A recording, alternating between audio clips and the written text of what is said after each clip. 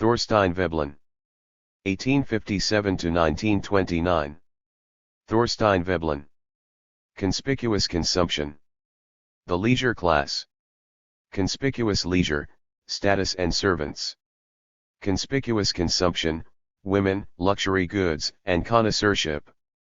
Canons of taste, greenery and pets. Admission to the leisure class. Survivals of primitive male prowess, fighting and sports.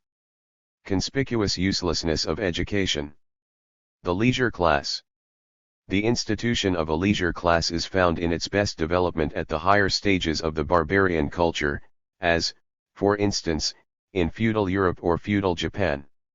In such communities the distinction between classes is very rigorously observed, and the feature of most striking economic significance in these class differences is the distinction maintained between the employments proper to the several classes. The upper classes are by custom exempt or excluded from industrial occupations, and are reserved for certain employments to which a degree of honor attaches. Chief among the honorable employments in any feudal community is warfare, and priestly service is commonly second to warfare. If the barbarian community is not notably warlike, the priestly office may take the precedence, with that of the warrior second. But the rule holds with but slight exceptions that, whether warriors or priests, the upper classes are exempt from industrial employments, and this exemption is the economic expression of their superior rank. Brahmin India affords a fair illustration of the industrial exemption of both these classes. In the communities belonging to the higher barbarian culture there is a considerable differentiation of subclasses within what may be comprehensively called the leisure class, and there is a corresponding differentiation of employments between these subclasses. The leisure class as a whole comprises the noble and the priestly classes, together with much of their retinue. The occupations of the class are correspondingly diversified, but they have the common economic characteristic of being non-industrial. These non-industrial upper-class occupations may be roughly comprised under government, warfare, religious observances, and sports. At an earlier, but not the earliest, stage of barbarism, the leisure class is found in a less differentiated form. Neither the class distinctions nor the distinctions between leisure class occupations are so minute and intricate. The Polynesian islanders generally show this stage of the development in good form, with the exception that, owing to the absence of large game, hunting does not hold the usual place of honor in their scheme of life. The Icelandic community in the time of the sagas also affords a fair instance. In such a community there is a rigorous distinction between classes and between the occupations peculiar to each class. Manual labor, industry, whatever has to do directly with the everyday work of getting a livelihood, is the exclusive occupation of the inferior class. This inferior class includes slaves and other dependents, and ordinarily also all the women. If there are several grades of aristocracy, the women of high rank are commonly exempt from industrial employment, or at least from the more vulgar kinds of manual labor. The men of the upper classes are not only exempt, but by prescriptive custom they are debarred, from all industrial occupations. The range of employments open to them is rigidly defined. As on the higher plane already spoken of, these employments are government, warfare, religious observances, and sports. These four lines of activity govern the scheme of life of the upper classes, and for the highest rank, the kings or chieftains, these are the only kinds of activity that custom or the common sense of the community will allow. Indeed, where the scheme is well developed even sports are accounted doubtfully legitimate for the members of the highest rank. To the lower grades of the leisure class certain other employments are open, but they are employments that are subsidiary to one or another of these typical leisure class occupations. Such are, for instance, the manufacture and care of arms and accoutrements and of war canoes, the dressing and handling of horses, dogs, and hawks, the preparation of sacred apparatus, etc. The lower classes are excluded from these secondary honorable employments, except from such as are plainly of an industrial character and are only remotely related to the typical leisure class occupations.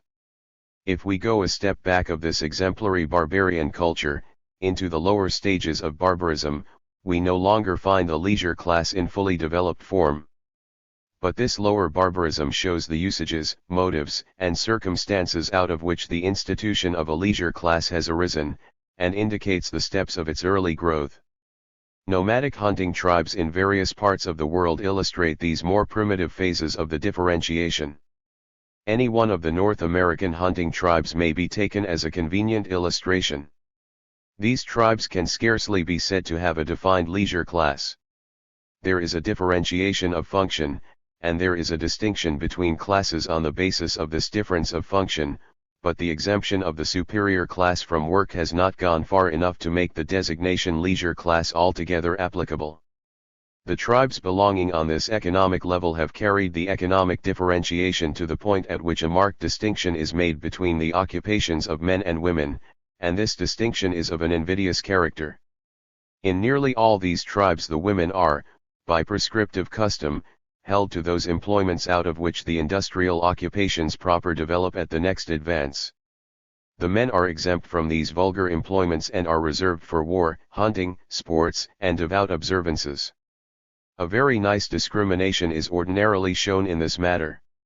This division of labor coincides with the distinction between the working and the leisure class as it appears in the higher barbarian culture. As the diversification and specialization of employments proceed, the line of demarcation so drawn comes to divide the industrial from the non-industrial employments. The man's occupation as it stands at the earlier barbarian stage is not the original out of which any appreciable portion of later industry has developed. In the later development it survives only in employments that are not classed as industrial: war, politics, sports, learning, and the priestly office.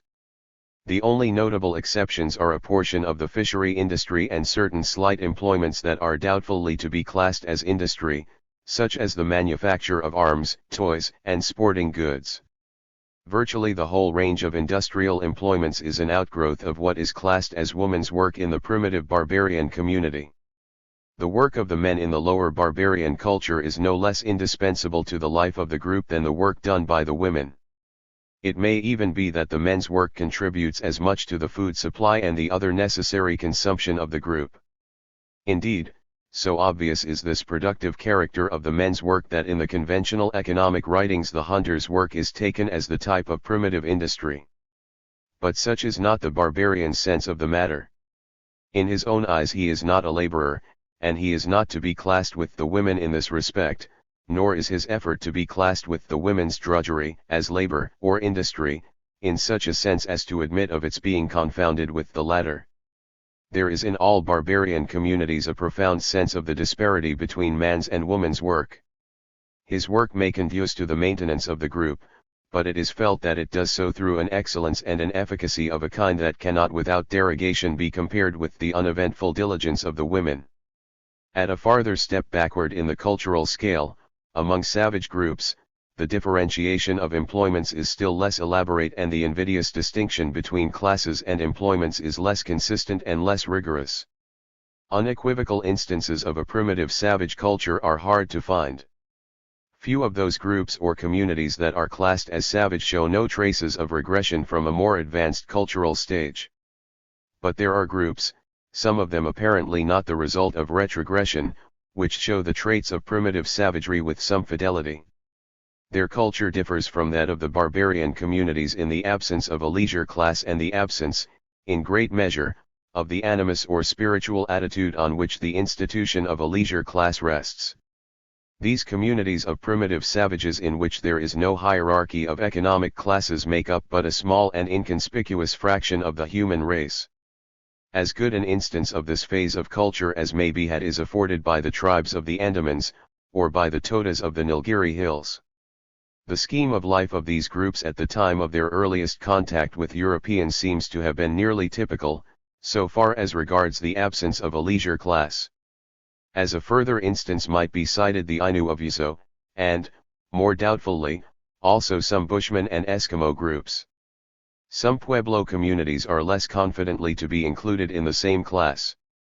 Most, if not all, of the communities here cited may well be cases of degeneration from a higher barbarism, rather than bearers of a culture that has never risen above its present level. If so, they are for the present purpose to be taken with allowance, but they may serve nonetheless as evidence to the same effect as if they were really primitive populations. These communities that are without a defined leisure class resemble one another also in certain other features of their social structure and manner of life. They are small groups and of a simple, archaic, structure, they are commonly peaceable and sedentary, they are poor, and individual ownership is not a dominant feature of their economic system. At the same time, it does not follow that these are the smallest of existing communities, or that their social structure is in all respects the least differentiated, nor does the class necessarily include all primitive communities which have no defined system of individual ownership. But it is to be noted that the class seems to include the most peaceable, perhaps all the characteristically peaceable, primitive groups of men. Indeed, the most notable trait common to members of such communities is a certain amiable inefficiency when confronted with force or fraud. The evidence afforded by the usages and cultural traits of communities at a low stage of development indicates that the institution of a leisure class has emerged gradually during the transition from primitive savagery to barbarism, or more precisely, during the transition from a peaceable to a consistently warlike habit of life. The conditions apparently necessary to its emergence in a consistent form are, I. The community must be of a predatory habit of life, war or the hunting of large game or both, that is to say, the men, who constitute the inchoate leisure class in these cases, must be habituated to the infliction of injury by force and stratagem. 2. Subsistence must be obtainable on sufficiently easy terms to admit of the exemption of a considerable portion of the community from steady application to a routine of labor. The institution of a leisure class is the outgrowth of an early discrimination between employments, according to which some employments are worthy and others unworthy. Under this ancient distinction, the worthy employments are those which may be classed as exploit, unworthy are those necessary everyday employments into which no appreciable element of exploit enters.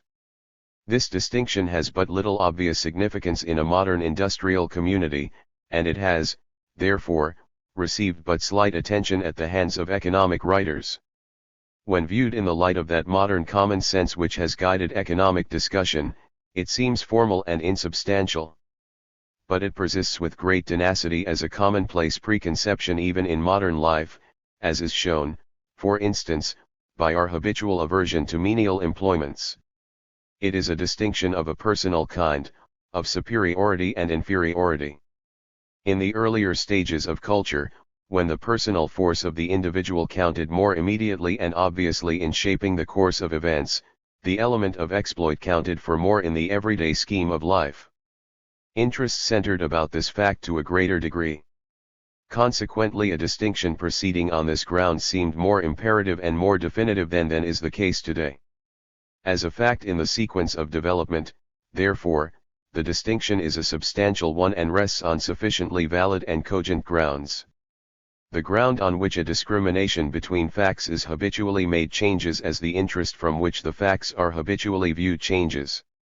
Those features of the facts at hand are salient and substantial upon which the dominant interest of the time throws its light. Any given ground of distinction will seem insubstantial to anyone who habitually apprehends the facts in question from a different point of view and values them for a different purpose. The habit of distinguishing and classifying the various purposes and directions of activity prevails of necessity always and everywhere, for it is indispensable in reaching a working theory or scheme of life. The particular point of view, or the particular characteristic that is pitched upon as definitive in the classification of the facts of life depends upon the interest from which a discrimination of the facts is sought. The grounds of discrimination, and the norm of procedure in classifying the facts, therefore, progressively change as the growth of culture proceeds, for the end for which the facts of life are apprehended changes, and the point of view consequently changes also. So that what are recognized as the salient and decisive features of a class of activities or of a social class at one stage of culture will not retain the same relative importance for the purposes of classification at any subsequent stage. But the change of standards and points of view is gradual only, and it seldom results in the subversion or entire suppression of a standpoint once accepted. A distinction is still habitually made between industrial and non-industrial occupations, and this modern distinction is a transmuted form of the barbarian distinction between exploit and drudgery. Such employments as warfare, politics, public worship, and public merrymaking, are felt, in the popular apprehension, to differ intrinsically from the labor that has to do with elaborating the material means of life. The precise line of demarcation is not the same as it was in the early barbarian scheme, but the broad distinction has not fallen into disuse. The tacit, common-sense distinction today is, in effect, that any effort is to be accounted industrial only so far as its ultimate purpose is the utilization of non-human things. The coercive utilization of man by man is not felt to be an industrial function, but all effort directed to enhance human life by taking advantage of the non-human environment is classed together as industrial activity. By the economists who have best retained and adapted the classical tradition, man's power over nature is currently postulated as the characteristic fact of industrial productivity. This industrial power over nature is taken to include man's power over the life of the beasts and over all the elemental forces. A line is in this way drawn between mankind and brute creation. In other times and among men imbued with a different body of preconceptions, this line is not drawn precisely as we draw it today. In the savage or the barbarian scheme of life it is drawn in a different place and in another way. In all communities under the barbarian culture there is an alert and pervading sense of antithesis between two comprehensive groups of phenomena, in one of which barbarian man includes himself, and in the other, his victual. There is a felt antithesis between economic and non-economic phenomena, but it is not conceived in the modern fashion. It lies not between man and brute creation, but between animate and inert things. It may be an excess of caution at this day to explain that the barbarian notion which it is here intended to convey by the term animate is not the same as would be conveyed by the word living. The term does not cover all living things, and it does cover a great many others. Such a striking natural phenomenon as a storm, a disease, a waterfall, are recognized as animate, while fruits and herbs, and even inconspicuous animals, such as houseflies, maggots, lemmings, sheep, are not ordinarily apprehended as animate except when taken collectively. As here used, the term does not necessarily imply an indwelling soul or spirit. The concept includes such things as in the apprehension of the animistic savage or barbarian are formidable by virtue of a real or imputed habit of initiating action. This category comprises a large number and range of natural objects and phenomena. Such a distinction between the inert and the active is still present in the habits of thought of unreflecting persons, and it still profoundly affects the prevalent theory of human life and of natural processes, but it does not pervade our daily life to the extent or with the far-reaching practical consequences that are apparent at earlier stages of culture and belief. To the mind of the barbarian, the elaboration and utilization of what is afforded by inert nature is activity on quite a different plane from his dealings with animate things and forces. The line of demarcation may be vague and shifting, but the broad distinction is sufficiently real and cogent to influence the barbarian scheme of life. To the class of things apprehended as animate, the barbarian fancy imputes an unfolding of activity directed to some end. It is this teleological unfolding of activity that constitutes any object or phenomenon an animate fact. Wherever the unsophisticated savage or barbarian meets with activity that is at all obtrusive, he construes it in the only terms that are ready to hand, the terms immediately given in his consciousness of his own actions. Activity is, therefore, assimilated to human action, and active objects are in so far assimilated to the human agent. Phenomena of this character, especially those whose behavior is notably formidable or baffling, have to be met in a different spirit and with proficiency of a different kind from what is required in dealing with inert things. To deal successfully with such phenomena is a work of exploit rather than of industry. It is an assertion of prowess, not of diligence. Under the guidance of this naive discrimination between the inert and the animate, the activities of the primitive social group tend to fall into two classes, which would in modern phrase be called exploit and industry.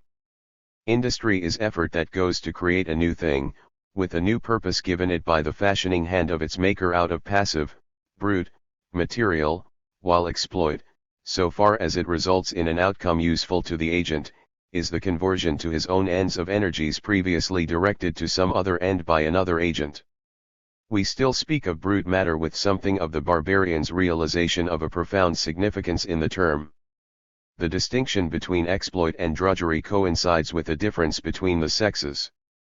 The sexes differ, not only in stature and muscular force, but perhaps even more decisively in temperament, and this must early have given rise to a corresponding division of labor.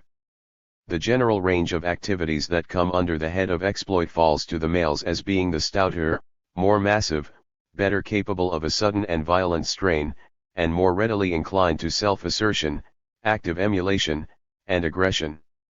The difference in mass, in physiological character, and in temperament may be slight among the members of the primitive group. It appears, in fact, to be relatively slight and inconsequential in some of the more archaic communities with which we are acquainted, as for instance the tribes of the Andamans.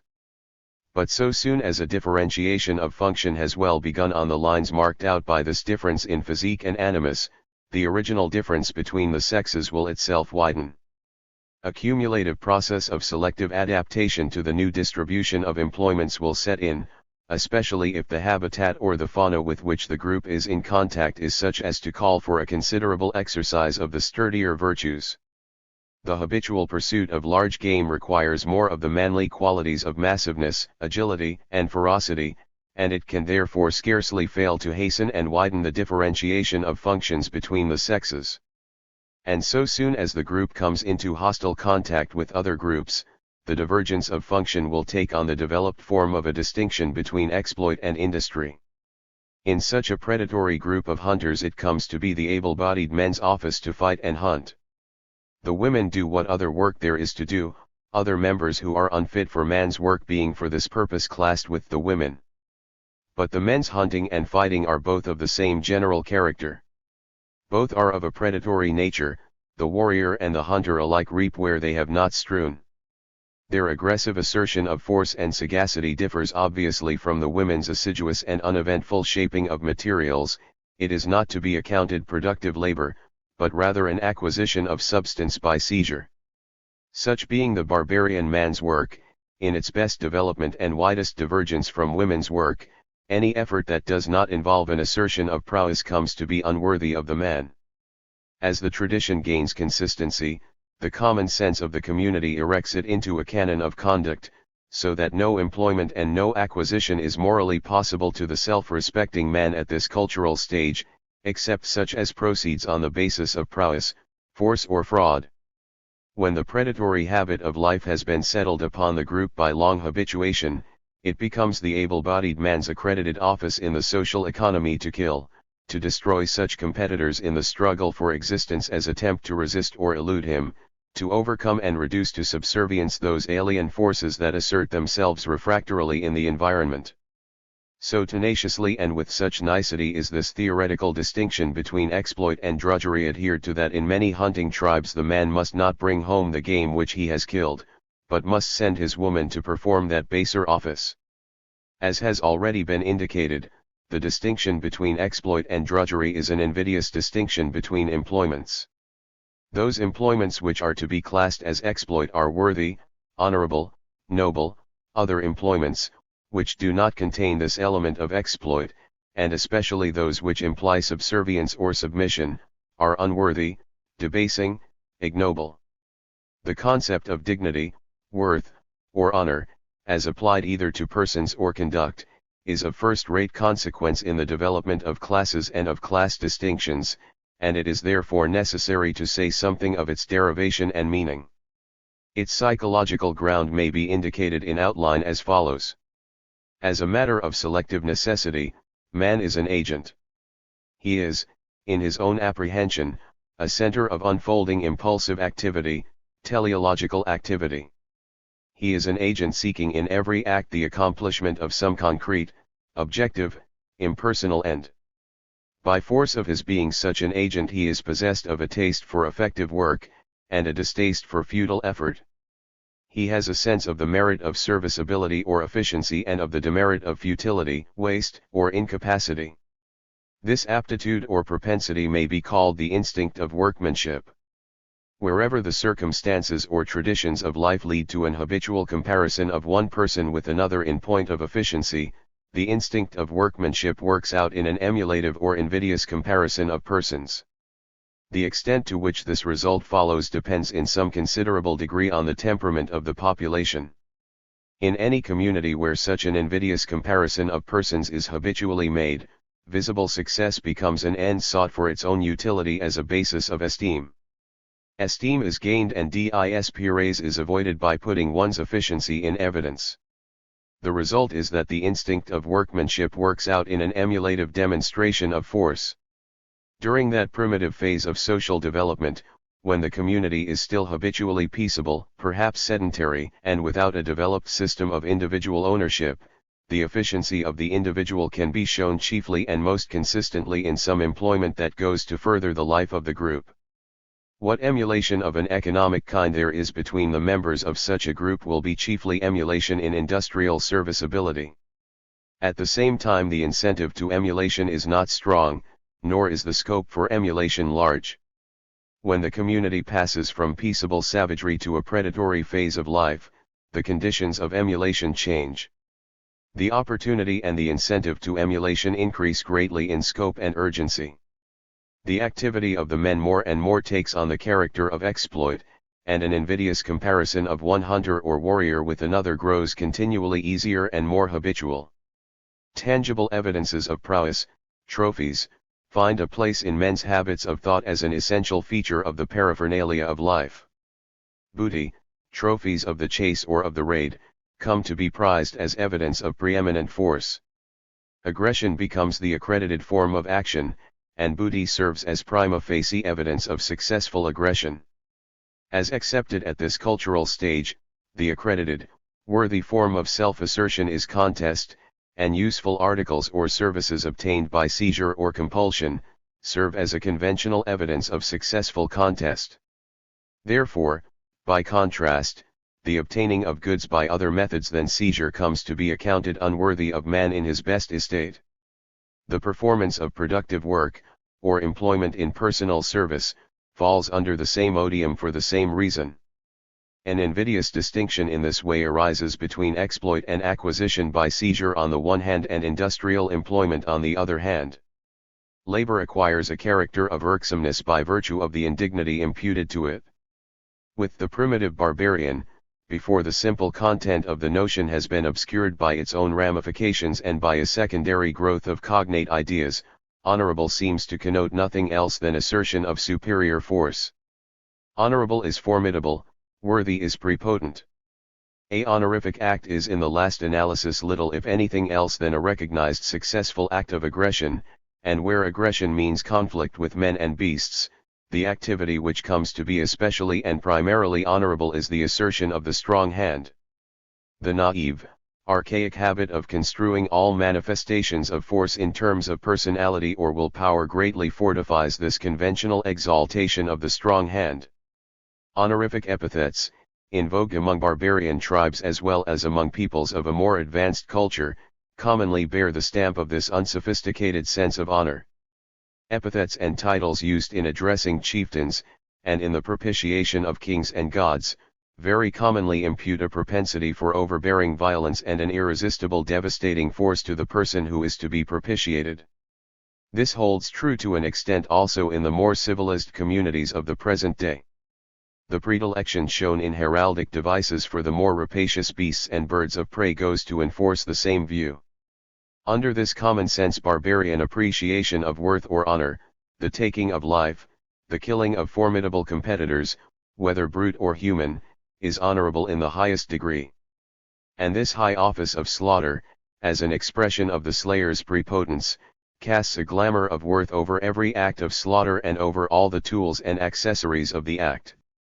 Arms are honorable, and the use of them, even in seeking the life of the meanest creatures of the fields, becomes a honorific employment.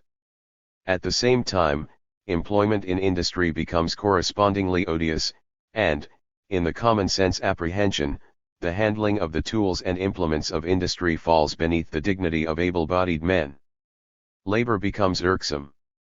It is here assumed that in the sequence of cultural evolution primitive groups of men have passed from an initial peaceable stage to a subsequent stage at which fighting is the avowed and characteristic employment of the group. But it is not implied that there has been an abrupt transition from unbroken peace and goodwill to a later or higher phase of life in which the fact of combat occurs for the first time. Neither is it implied that all peaceful industry disappears on the transition to the predatory phase of culture. Some fighting, it is safe to say, would be met with at any early stage of social development. Fights would occur with more or less frequency through sexual competition.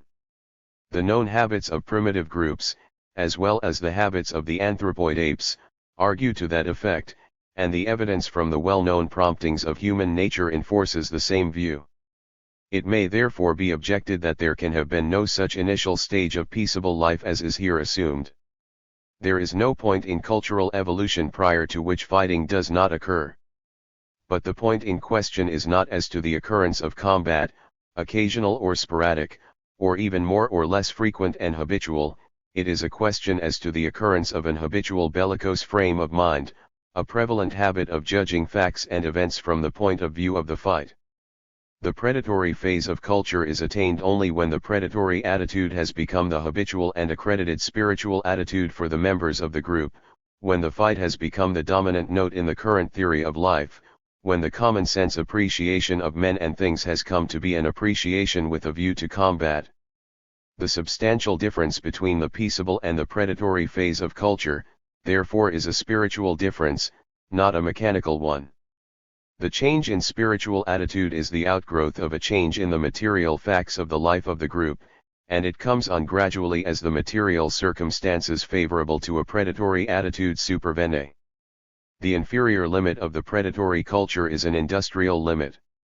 Predation cannot become the habitual, conventional resource of any group or any class until industrial methods have been developed to such a degree of efficiency as to leave a margin worth fighting for, above the subsistence of those engaged in getting a living. The transition from peace to predation therefore depends on the growth of technical knowledge and the use of tools. A predatory culture is similarly impracticable in early times, until weapons have been developed to such a point as to make man a formidable animal. The early development of tools and of weapons is of course the same fact seen from two different points of view. The life of a given group would be characterized as peaceable so long as habitual recourse to combat has not brought the fight into the foreground in men's everyday thoughts, as a dominant feature of the life of man. A group may evidently attain such a predatory attitude with a greater or less degree of completeness, so that its scheme of life and canons of conduct may be controlled to a greater or less extent by the predatory animus. The predatory phase of culture is therefore conceived to come on gradually, through accumulative growth of predatory aptitudes, habits, and traditions, this growth being due to a change in the circumstances of the group's life, of such a kind as to develop and conserve those traits of human nature and those traditions and norms of conduct that make for a predatory rather than a peaceable life. The evidence for the hypothesis that there has been such a peaceable stage of primitive culture is in great part drawn from psychology rather than from ethnology, and cannot be detailed here. It will be recited in part in a later chapter, in discussing the survival of archaic traits of human nature under the modern culture. Conspicuous leisure, status and servants. The term leisure, as here used, does not connote indolence or quiescence. What it connotes is non-productive consumption of time. Time is consumed non-productively, from a sense of the unworthiness of productive work, and, 2, as an evidence of pecuniary ability to afford a life of idleness. But the whole of the life of the gentleman of leisure is not spent before the eyes of the spectators who are to be impressed with that spectacle of honorific leisure which in the ideal scheme makes up his life. For some part of the time his life is perforce withdrawn from the public eye, and of this portion which is spent in private the gentleman of leisure should, for the sake of his good name, be able to give a convincing account. He should find some means of putting in evidence the leisure that is not spent in the sight of the spectators. This can be done only indirectly, through the exhibition of some tangible, lasting results of the leisure so spent, in a manner analogous to the familiar exhibition of tangible, lasting products of the labor performed for the gentleman of leisure by handicraftsmen and servants in his employ. The lasting evidence of productive labor is its material product, commonly some article of consumption. In the case of exploit, it is similarly possible and usual to procure some tangible result that may serve for exhibition in the way of trophy or booty.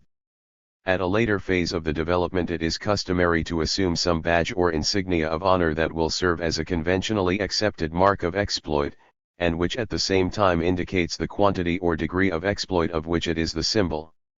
As the population increases in density, and as human relations grow more complex and numerous, all the details of life undergo a process of elaboration and selection, and in this process of elaboration the use of trophies develops into a system of rank, titles, degrees, and insignia, typical examples of which are heraldic devices, medals, and honorary decorations. As seen from the economic point of view, leisure, considered as an employment, is closely allied in kind with the life of exploit, and the achievements which characterize a life of leisure, and which remain as its decorous criteria, have much in common with the trophies of exploit. But leisure in the narrower sense, as distinct from exploit and from any ostensibly productive employment of effort on objects which are of no intrinsic use, does not commonly leave a material product. The criteria of a past performance of leisure therefore commonly take the form of immaterial goods. Such immaterial evidences of past leisure are quasi-scholarly or quasi-artistic accomplishments and a knowledge of processes and incidents which do not conduce directly to the furtherance of human life. So, for instance, in our time there is the knowledge of the dead languages and the occult sciences, of correct spelling, of syntax and prosody, of the various forms of domestic music and other household art, of the latest proprieties of dress, furniture, and equipage, of games, sports, and fancy-bred animals, such as dogs and race horses. In all these branches of knowledge the initial motive from which their acquisition proceeded at the outset, and through which they first came into vogue, may have been something quite different from the wish to show that one's time had not been spent in industrial employment, but unless these accomplishments had approved themselves as serviceable evidence of an unproductive expenditure of time, they would not have survived and held their place as conventional accomplishments of the leisure class. These accomplishments may, in some sense, be classed as branches of learning. Beside and beyond these there is a further range of social facts which shade off from the region of learning into that of physical habit and dexterity. Such are what is known as manners and breeding, polite usage, decorum, and formal and ceremonial observances generally. This class of facts are even more immediately and obtrusively presented to the observation, and they are therefore more widely and more imperatively insisted on as required evidences of a reputable degree of leisure. It is worthwhile to remark that all that class of ceremonial observances which are classed under the general head of manners hold a more important place in the esteem of men during the stage of culture at which conspicuous leisure has the greatest vogue as a mark of reputability, than at later stages of the cultural development.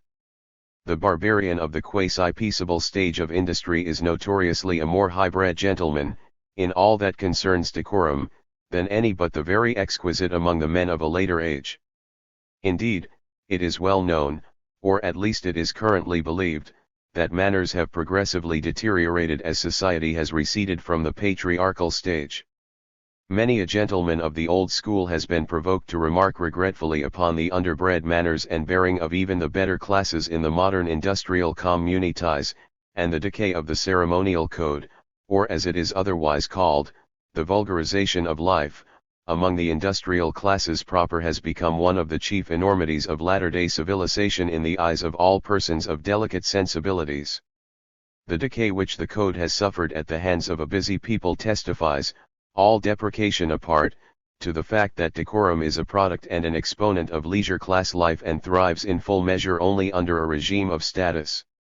The origin, or better the derivation, of manners is, no doubt, to be sought elsewhere than in a conscious effort on the part of the well-mannered to show that much time has been spent in acquiring them. The proximate end of innovation and elaboration has been the higher effectiveness of the new departure in point of beauty or of expressiveness.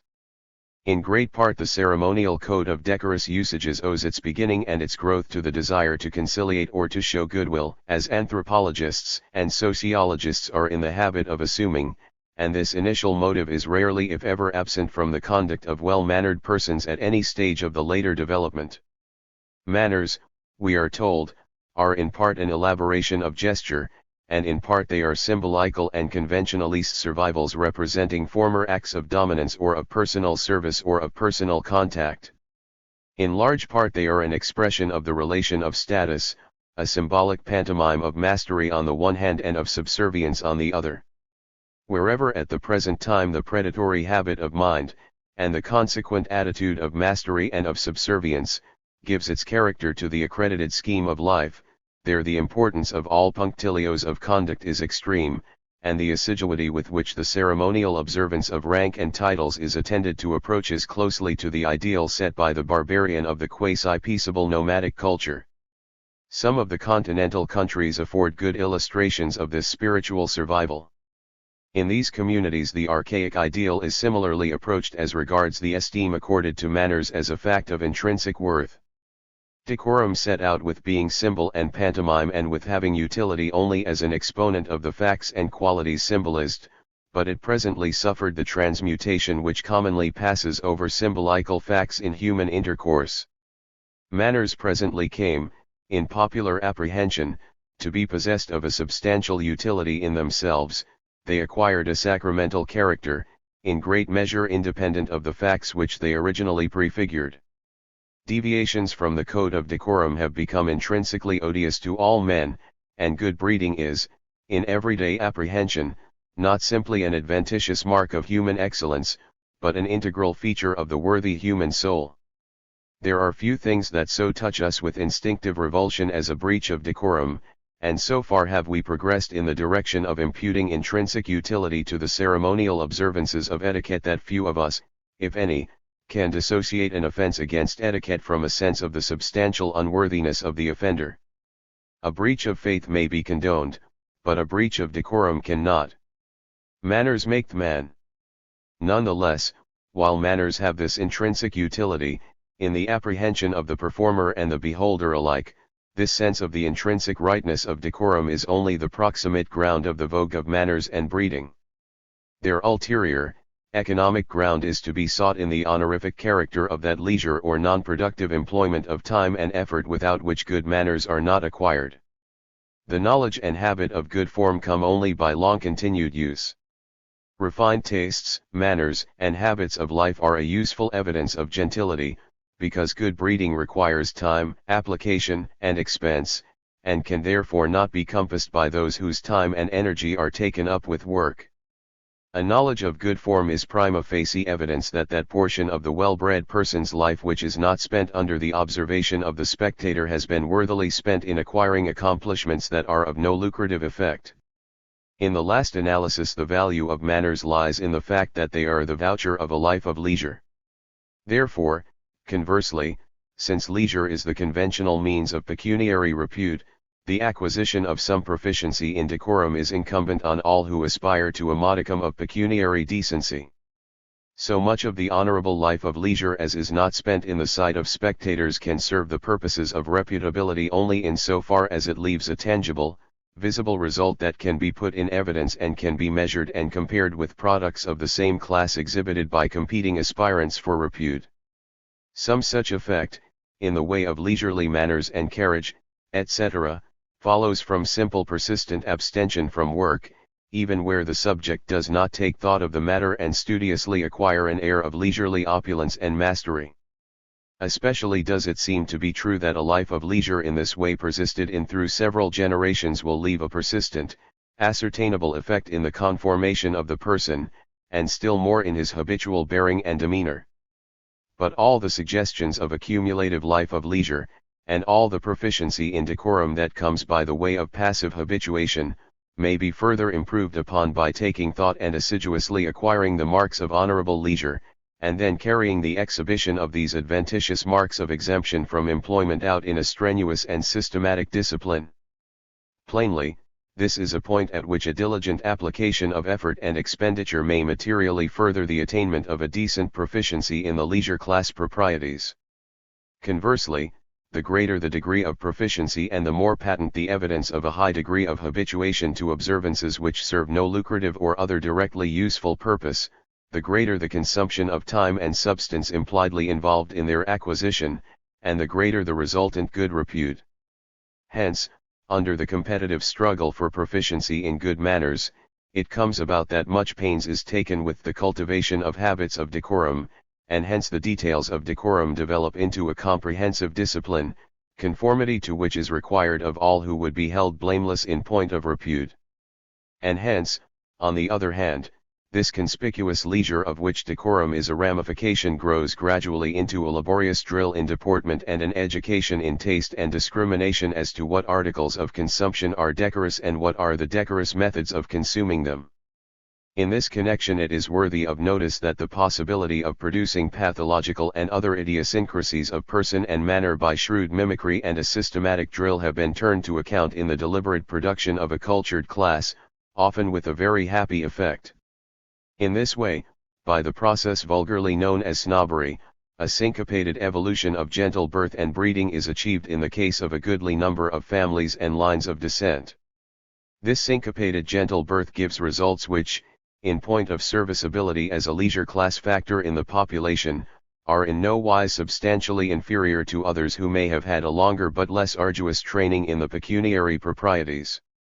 There are, moreover, measurable degrees of conformity to the latest accredited code of the punctilios as regards decorous means and methods of consumption. Differences between one person and another in the degree of conformity to the ideal in these respects can be compared, and persons may be graded and scheduled with some accuracy and effect according to a progressive scale of manners and breeding. The award of reputability in this regard is commonly made in good faith, on the ground of conformity to accepted canons of taste in the matters concerned, and without conscious regard to the pecuniary standing or the degree of leisure practiced by any given candidate for reputability, but the canons of taste according to which the award is made are constantly under the surveillance of the law of conspicuous leisure, and are indeed constantly undergoing change and revision to bring them into closer conformity with its requirements. So that while the proximate ground of discrimination may be of another kind, still the pervading principle and abiding test of good breeding is the requirement of a substantial and patent waste of time. There may be some considerable range of variation in detail within the scope of this principle, but they are variations of form and expression, not of substance. Much of the courtesy of everyday intercourse is of course a direct expression of consideration and kindly goodwill, and this element of conduct has for the most part no need of being traced back to any underlying ground of reputability to explain either its presence or the approval with which it is regarded, but the same is not true of the code of proprieties. These latter are expressions of status. It is of course sufficiently plain, to anyone who cares to see, that our bearing towards menials and other pecuniarily dependent inferiors is the bearing of the superior member in a relation of status, though its manifestation is often greatly modified and softened from the original expression of crude dominance. Similarly, our bearing towards superiors, and in great measure towards equals, expresses a more or less conventionalist attitude of subservience. Witness the masterful presence of the high-minded gentleman or lady, which testifies to so much of dominance and independence of economic circumstances, and which at the same time appeals with such convincing force to our sense of what is right and gracious. It is among this highest leisure class, who have no superiors and few peers, that decorum finds its fullest and maturest expression, and it is this highest class also that gives decorum that definitive formulation which serves as a canon of conduct for the classes beneath. And here also the code is most obviously a code of status and shows most plainly its incompatibility with all vulgarly productive work. A divine assurance and an imperious complaisance, as of one habituated to require subservience and to take no thought for the morrow, is the birthright and the criterion of the gentleman at his best, and it is in popular apprehension even more than that, for this demeanor is accepted as an intrinsic attribute of superior worth, before which the base-born commoner delights to stoop and yield.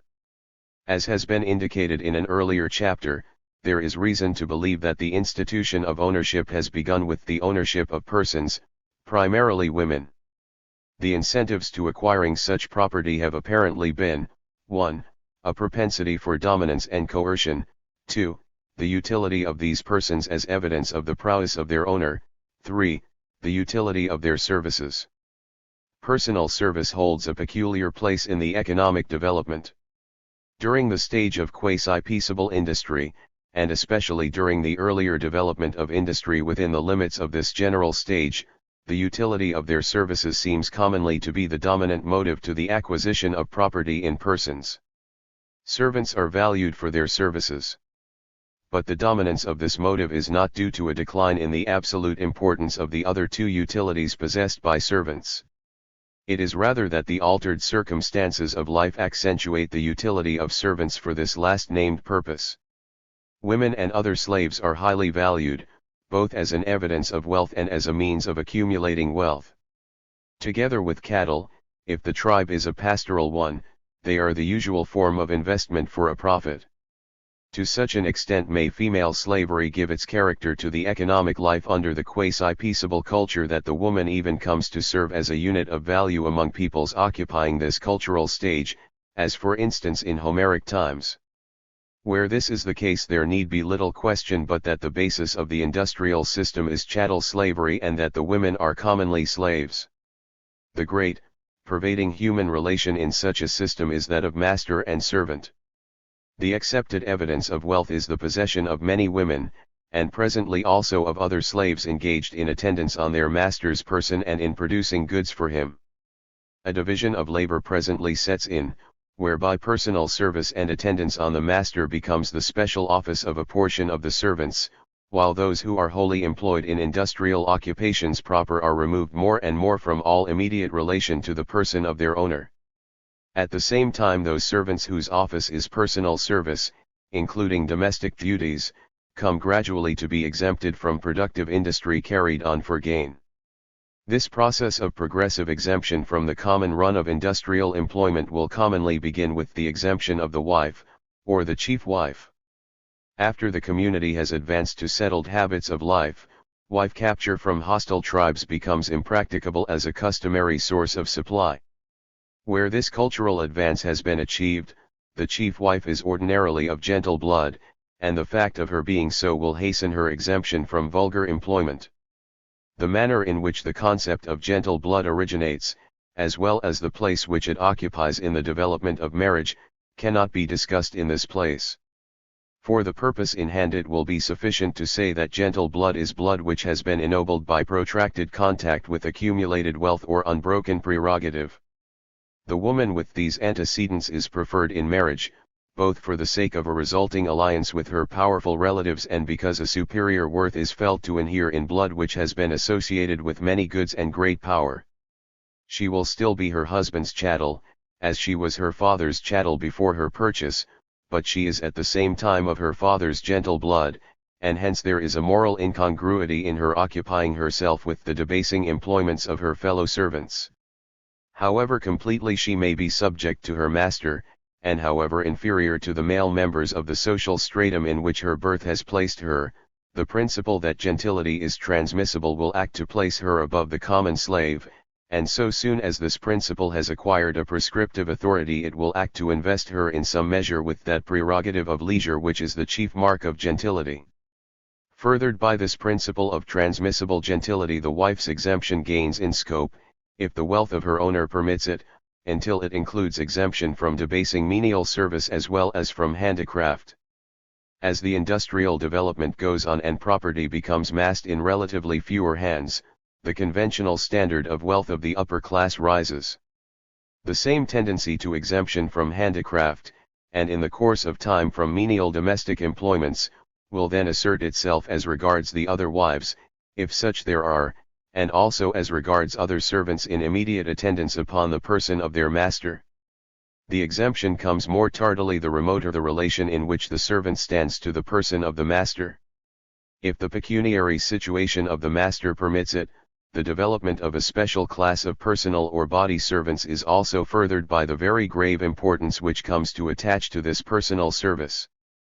The master's person, being the embodiment of worth and honor, is of the most serious consequence.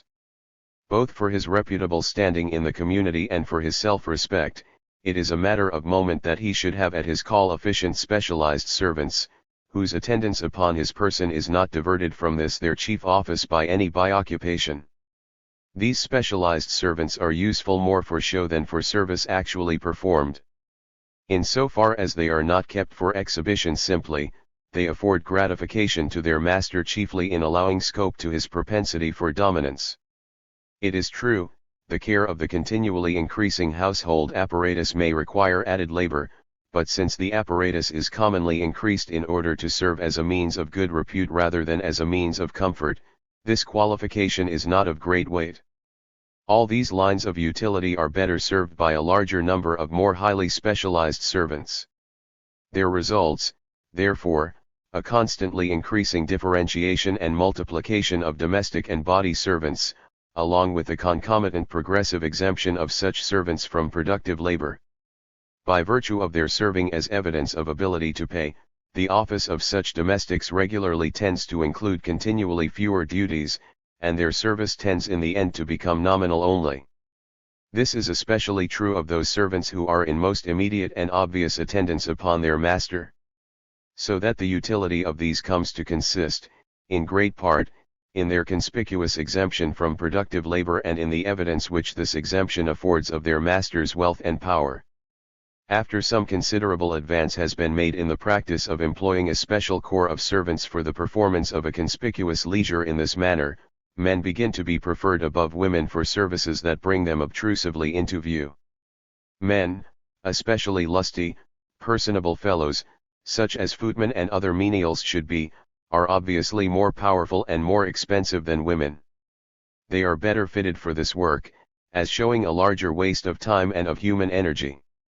Hence it comes about that in the economy of the leisure class the busy housewife of the early patriarchal days, with her retinue of hard-working handmaidens, presently gives place to the lady and the lackey. In all grades and walks of life, and at any stage of the economic development, the leisure of the lady and of the lackey differs from the leisure of the gentleman in his own right in that it is an occupation of an ostensibly laborious kind. It takes the form, in large measure, of a painstaking attention to the service of the master, or to the maintenance and elaboration of the household paraphernalia, so that it is leisure only in the sense that little or no productive work is performed by this class, not in the sense that all appearance of labor is avoided by them. The duties performed by the lady, or by the household or domestic servants, are frequently arduous enough, and they are also frequently directed to ends which are considered extremely necessary to the comfort of the entire household. So far as these services conduce to the physical efficiency or comfort of the master or the rest of the household, they are to be accounted productive work. Only the residue of employment left after deduction of this effective work is to be classed as a performance of leisure. But much of the services classed as household cares in modern everyday life, and many of the utilities required for a comfortable existence by civilized man, are of a ceremonial character. They are, therefore, properly to be classed as a performance of leisure in the sense in which the term is here used. They may be none the less imperatively necessary from the point of view of decent existence, they may be none the less requisite for personal comfort even, although they may be chiefly or wholly of a ceremonial character. But in so far as they partake of this character they are imperative and requisite because we have been taught to require them under pain of ceremonial uncleanness or unworthiness. We feel discomfort in their absence, but not because their absence results directly in physical discomfort, nor would a taste not trained to discriminate between the conventionally good and the conventionally bad take offense at their omission. In so far as this is true the labor spent in these services is to be classed as leisure, and when performed by others than the economically free and self-directing head of the establishment, they are to be classed as vicarious leisure. The vicarious leisure performed by housewives and menials, under the head of household cares, may frequently develop into drudgery, especially where the competition for reputability is close and strenuous. This is frequently the case in modern life. Where this happens, The domestic service which comprises the duties of this servant class might aptly be designated as wasted effort, rather than as vicarious leisure. But the latter term has the advantage of indicating the line of derivation of these domestic offices, as well as of neatly suggesting the substantial economic ground of their utility, for these occupations are chiefly useful as a method of imputing pecuniary reputability to the master or to the household on the ground that a given amount of time and effort is conspicuously wasted in that behalf.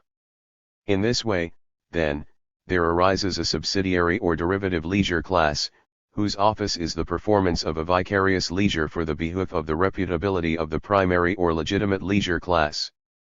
This vicarious leisure class is distinguished from the leisure class proper by a characteristic feature of its habitual mode of life.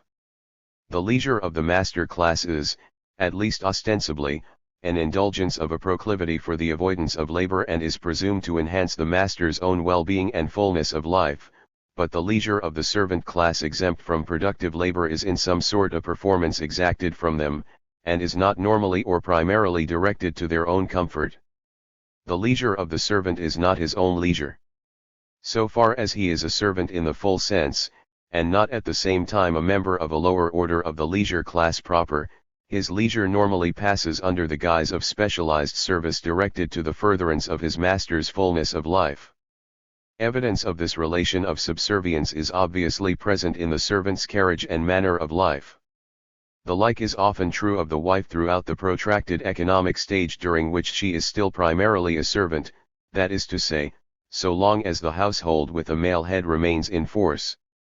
In order to satisfy the requirements of the leisure class scheme of life, the servant should show not only an attitude of subservience, but also the effects of special training and practice in subservience.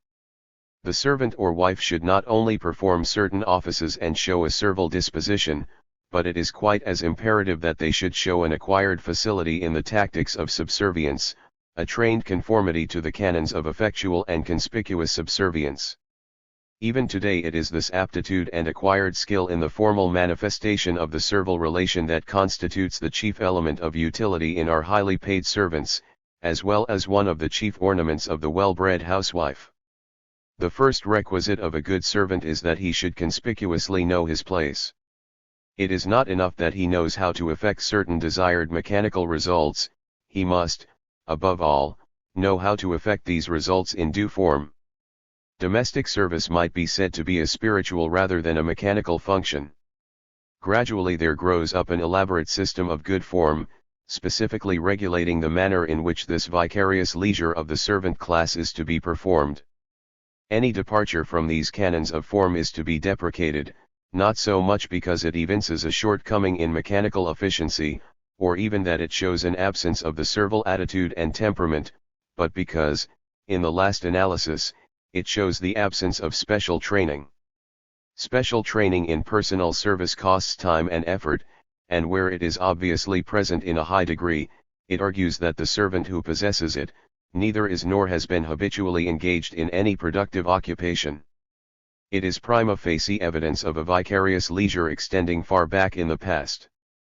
So that trained service has utility, not only as gratifying the master's instinctive liking for good and skillful workmanship and his propensity for conspicuous dominance over those whose lives are subservient to his own, but it has utility also as putting in evidence a much larger consumption of human service than would be shown by the mere present conspicuous leisure performed by an untrained person. It is a serious grievance if a gentleman's butler or footman performs his duties about his master's table or carriage in such unformed style as to suggest that his habitual occupation may be ploughing or sheep herding. Such bungling work would imply inability on the master's part to procure the service of specially trained servants, that is to say, it would imply inability to pay for the consumption of time, effort, and instruction required to fit a trained servant for special service under an exacting code of forms. If the performance of the servant argues lack of means on the part of his master, it defeats its chief substantial end, for the chief use of servants is the evidence they afford of the master's ability to pay. What has just been said might be taken to imply that the offense of an undertrained servant lies in a direct suggestion of inexpensiveness or of usefulness.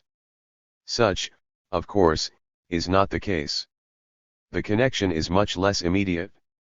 What happens here is what happens generally. Whatever approves itself to us on any ground at the outset, presently comes to appeal to us as a gratifying thing in itself, it comes to rest in our habits of thought as substantially right. But in order that any specific canon of deportment shall maintain itself in favor, it must continue to have the support of, or at least not be incompatible with, the habit or aptitude which constitutes the norm of its development.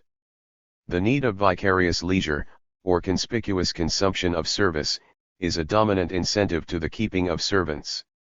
So long as this remains true, it may be set down without much discussion that any such departure from accepted usage as would suggest an abridged apprenticeship in service would presently be found insufferable. The requirement of an expensive vicarious leisure acts indirectly, selectively, by guiding the formation of our taste, of our sense of what is right in these matters, and so weeds out unconformable departures by withholding approval of them. As the standard of wealth recognized by common consent advances, the possession and exploitation of servants as a means of showing superfluity undergoes a refinement. The possession and maintenance of slaves employed in the production of goods argues wealth and prowess, but the maintenance of servants who produce nothing argues still higher wealth and position. Under this principle there arises a class of servants, the more numerous the better, whose sole office is fatuously to wait upon the person of their owner, and so to put in evidence his ability unproductively to consume a large amount of service. There supervenes a division of labor among the servants or dependents whose life is spent in maintaining the honor of the gentleman of leisure. So that, while one group produces goods for him, another group, usually headed by the wife, or chief wife, consumes for him in conspicuous leisure, thereby putting in evidence his ability to sustain large pecuniary damage without impairing his superior opulence. This somewhat idealized and diagrammatic outline of the development and nature of domestic service comes nearest being true for that cultural stage which has here been named the quasi-peaceable stage of industry. At this stage personal service first rises to the position of an economic institution, and it is at this stage that it occupies the largest place in the community's scheme of life. In the cultural sequence, the quasi-peaceable stage follows the predatory stage proper, the two being successive phases of barbarian life. Its characteristic feature is a formal observance of peace and order, at the same time that life at this stage still has too much of coercion and class antagonism to be called peaceable in the full sense of the word. For many purposes, and from another point of view than the economic one, it might as well be named the stage of status. The method of human relation during this stage, and the spiritual attitude of men at this level of culture, is well summed up under that term. But as a descriptive term to characterize the prevailing methods of industry, as well as to indicate the trend of industrial development at this point in economic evolution, the term quasi-peaceable seems preferable. So far as concerns the communities of the Western culture, this phase of economic development probably lies in the past, except for a numerically small though very conspicuous fraction of the community in whom the habits of thought peculiar to the barbarian culture have suffered but a relatively slight disintegration. Conspicuous consumption, women, luxury goods, and connoisseurship. In what has been said of the evolution of the vicarious leisure class and its differentiation from the general body of the working classes, reference has been made to a further division of labor, that between different servant classes. One portion of the servant class, chiefly those persons whose occupation is vicarious leisure, come to undertake a new, subsidiary range of duties, the vicarious consumption of goods. The most obvious form in which this consumption occurs is seen in the wearing of liveries and the occupation of spacious servants' quarters.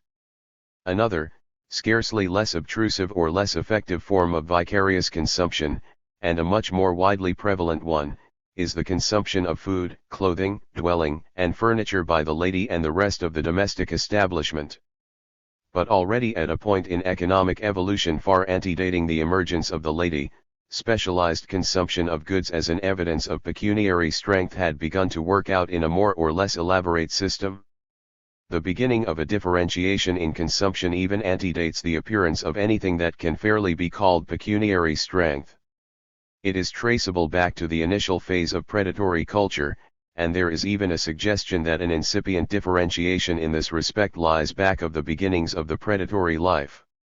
This most primitive differentiation in the consumption of goods is like the later differentiation with which we are all so intimately familiar, in that it is largely of a ceremonial character, but unlike the latter it does not rest on a difference in accumulated wealth. The utility of consumption as an evidence of wealth is to be classed as a derivative growth. It is an adaptation to a new end, by a selective process, of a distinction previously existing and well established in men's habits of thought. In the earlier phases of the predatory culture, the only economic differentiation is a broad distinction between an honorable superior class made up of the able-bodied men on the one side, and a base inferior class of laboring women on the other. According to the ideal scheme of life in force at that time, it is the office of the men to consume what the women produce. Such consumption as falls to the women is merely incidental to their work, it is a means to their continued labor, and not a consumption directed to their own comfort and fullness of life. Unproductive consumption of goods is honorable, primarily as a mark of prowess and a perquisite of human dignity. Secondarily, it becomes substantially honorable in itself, especially the consumption of the more desirable things. The consumption of choice articles of food, and frequently also of rare articles of adornment, becomes taboo to the women and children, and if there is a base, servile, class of men, the taboo holds also for them. With a further advance in culture, this taboo may change into simple custom of a more or less rigorous character, but whatever be the theoretical basis of the distinction which is maintained, whether it be a taboo or a larger conventionality, the features of the conventional scheme of consumption do not change easily.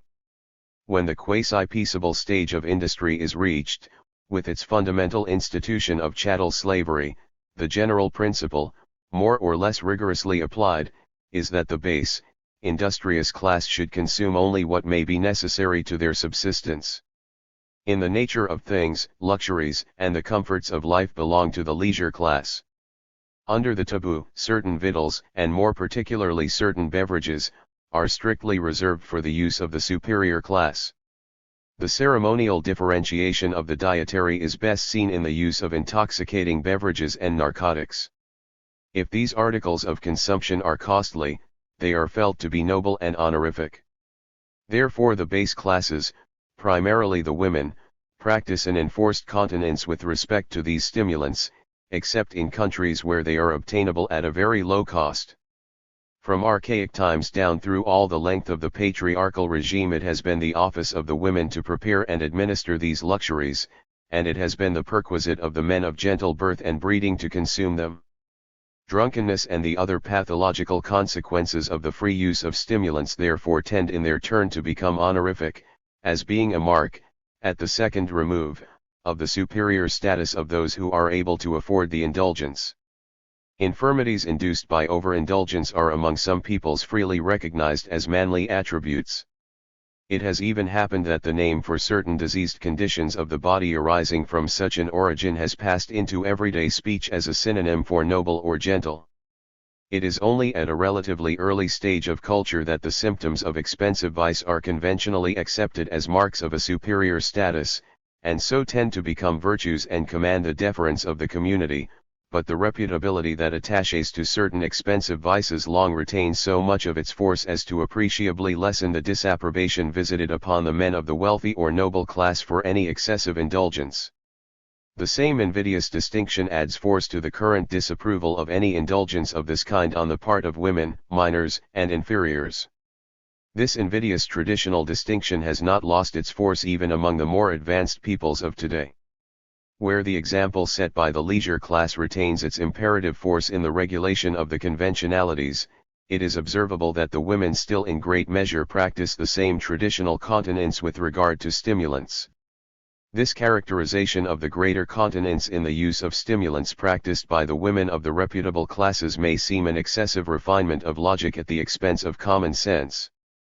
But facts within easy reach of anyone who cares to know them go to say that the greater abstinence of women is in some part due to an imperative conventionality, and this conventionality is, in a general way, strongest where the patriarchal tradition, the tradition that the woman is a chattel, has retained its hold in greatest vigor.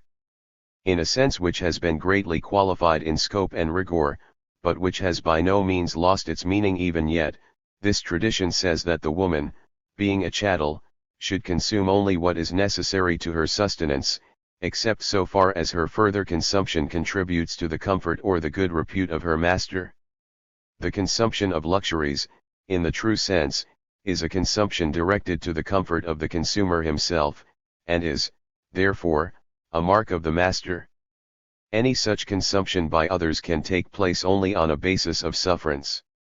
In communities where the popular habits of thought have been profoundly shaped by the patriarchal tradition, we may accordingly look for survivals of the taboo on luxuries, at least to the extent of a conventional deprecation of their use by the unfree and dependent class. This is more particularly true as regards certain luxuries, the use of which by the dependent class would detract sensibly from the comfort or pleasure of their masters, or which are held to be of doubtful legitimacy on other grounds. In the apprehension of the great conservative middle class of Western civilization, the use of these various stimulants is obnoxious to at least one, if not both, of these objections, and it is a fact too significant to be passed over that it is precisely among these middle classes of the Germanic culture, with their strong surviving sense of the patriarchal proprieties, that the women are to the greatest extent subject to a qualified taboo on narcotics and alcoholic beverages. With many qualifications, with more qualifications as the patriarchal tradition has gradually weakened, the general rule is felt to be right and binding that women should consume only for the benefit of their masters. The objection of course presents itself that expenditure on women's dress and household paraphernalia is an obvious exception to this rule, but it will appear in the sequel that this exception is much more obvious than substantial. During the earlier stages of economic development, consumption of goods without stint, especially consumption of the better grades of goods, ideally all consumption in excess of the subsistence minimum, pertains normally to the leisure class. This restriction tends to disappear, at least formally, after the later peaceable stage has been reached, with private ownership of goods and an industrial system based on wage labor or on the petty household economy. But during the earlier quasi-peaceable stage, when so many of the traditions through which the institution of a leisure class has affected the economic life of later times were taking form and consistency, this principle has had the force of a conventional law. It has served as the norm to which consumption has tended to conform, and any appreciable departure from it is to be regarded as an aberrant form, sure to be eliminated sooner or later in the further course of development. The quasi-peaceable gentleman of leisure, then, not only consumes of the staff of life beyond the minimum required for subsistence and physical efficiency, but his consumption also undergoes a specialization as regards the quality of the goods consumed. He consumes freely and of the best, in food, drink, narcotics, shelter, services, ornaments, apparel, weapons and accoutrements, amusements, amulets, and idols or divinities. In the process of gradual amelioration which takes place in the articles of his consumption, the motive principle and the proximate aim of innovation is no doubt the higher efficiency of the improved and more elaborate products for personal comfort and well-being. But that does not remain the sole purpose of their consumption. The canon of reputability is at hand and seizes upon such innovations as are, according to its standard, fit to survive. Since the consumption of these more excellent goods is an evidence of wealth, it becomes honorific, and conversely, the failure to consume in due quantity and quality becomes a mark of inferiority and demerit. This growth of punctilious discrimination as to qualitative excellence in eating, drinking, etc., presently affects not only the manner of life, but also the training and intellectual activity of the gentleman of leisure. He is no longer simply the successful, aggressive male, the man of strength, resource, and intrepidity. In order to avoid stultification he must also cultivate his tastes, for it now becomes incumbent on him to discriminate with some nicety between the noble and the ignoble in consumable goods. He becomes a connoisseur in creditable viands of various degrees of merit, in manly beverages and trinkets, in seemly apparel and architecture, in weapons, games, dancers, and the narcotics. This cultivation of the aesthetic faculty requires time and application, and the demands made upon the gentleman in this direction therefore tend to change his life of leisure into a more or less arduous application to the business of learning how to live a life of ostensible leisure in a becoming way. Closely related to the requirement that the gentleman must consume freely and of the right kind of goods, there is the requirement that he must know how to consume them in a seemly manner. His life of leisure must be conducted in due form. Hence arise good manners in the way pointed out in an earlier chapter. High-bred manners and ways of living are items of conformity to the norm of conspicuous leisure and conspicuous consumption. Conspicuous consumption of valuable goods is a means of reputability to the gentleman of leisure. As wealth accumulates on his hands, his own unaided effort will not avail to sufficiently put his opulence in evidence by this method. The aid of friends and competitors is therefore brought in by resorting to the giving of valuable presents and expensive feasts and entertainments. Presents and feasts had probably another origin than that of naive ostentation, but they acquired their utility for this purpose very early, and they have retained that character to the present, so that their utility in this respect has now long been the substantial ground on which these usages rest. Costly entertainments, such as the potlatch or the ball, are peculiarly adapted to serve this end. The competitor with whom the entertainer wishes to institute a comparison is, by this method, made to serve as a means to the end. He consumes vicariously for his host at the same time that he is a witness to the consumption of that excess of good things which his host is unable to dispose of single-handed, and he is also made to witness his host's facility in etiquette. In the giving of costly entertainments other motives, of a more genial kind, are of course also present. The custom of festive gatherings probably originated in motives of conviviality and religion. These motives are also present in the later development, but they do not continue to be the sole motives. The latter-day leisure class festivities and entertainments may continue in some slight degree to serve the religious need and in a higher degree the needs of recreation and conviviality, but they also serve an invidious purpose, and they serve it none the less effectually for having a colorable non-invidious ground in these more avowable motives. But the economic effect of these social amenities is not therefore lessened, either in the vicarious consumption of goods or in the exhibition of difficult and costly achievements in etiquette. As wealth accumulates, the leisure class develops further in function and structure, and there arises a differentiation within the class. There is a more or less elaborate system of rank and grades.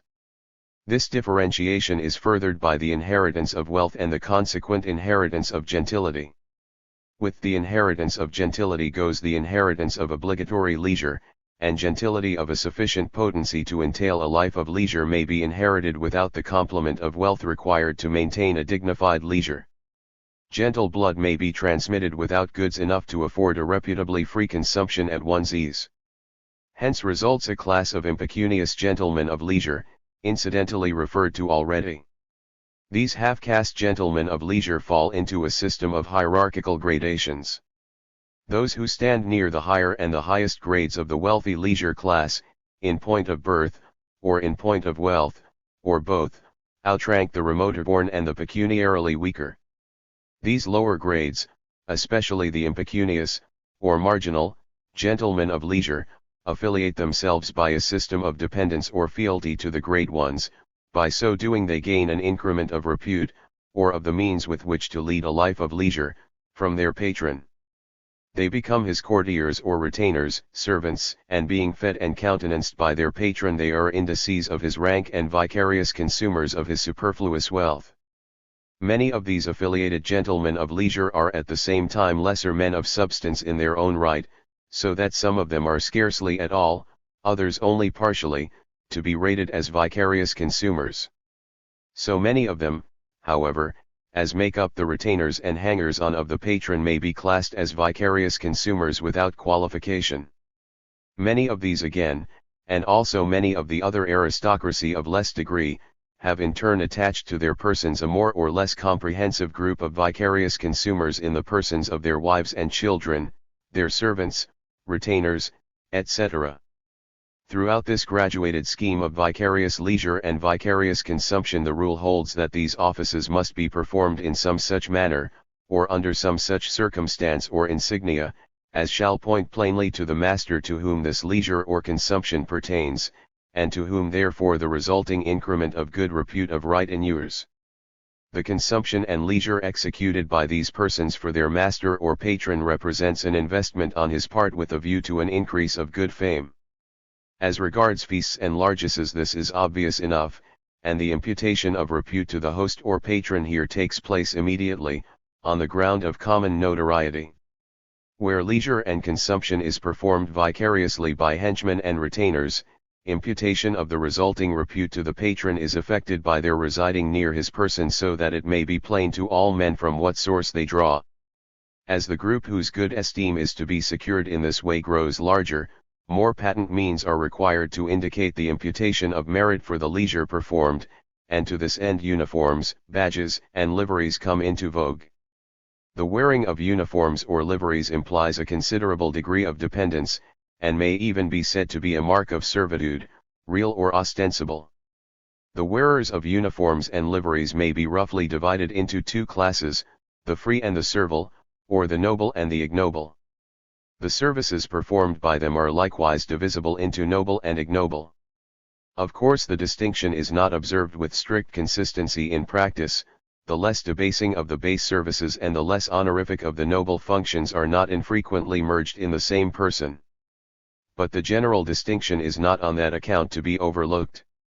What may add some perplexity is the fact that this fundamental distinction between noble and ignoble, which rests on the nature of the ostensible service performed, is traversed by a secondary distinction into honorific and humiliating, resting on the rank of the person for whom the service is performed or whose livery is worn. So, those offices which are by right the proper employment of the leisure class are noble, such are government, fighting, hunting, the care of arms and accoutrements, and the like, in short, those which may be classed as ostensibly predatory employments.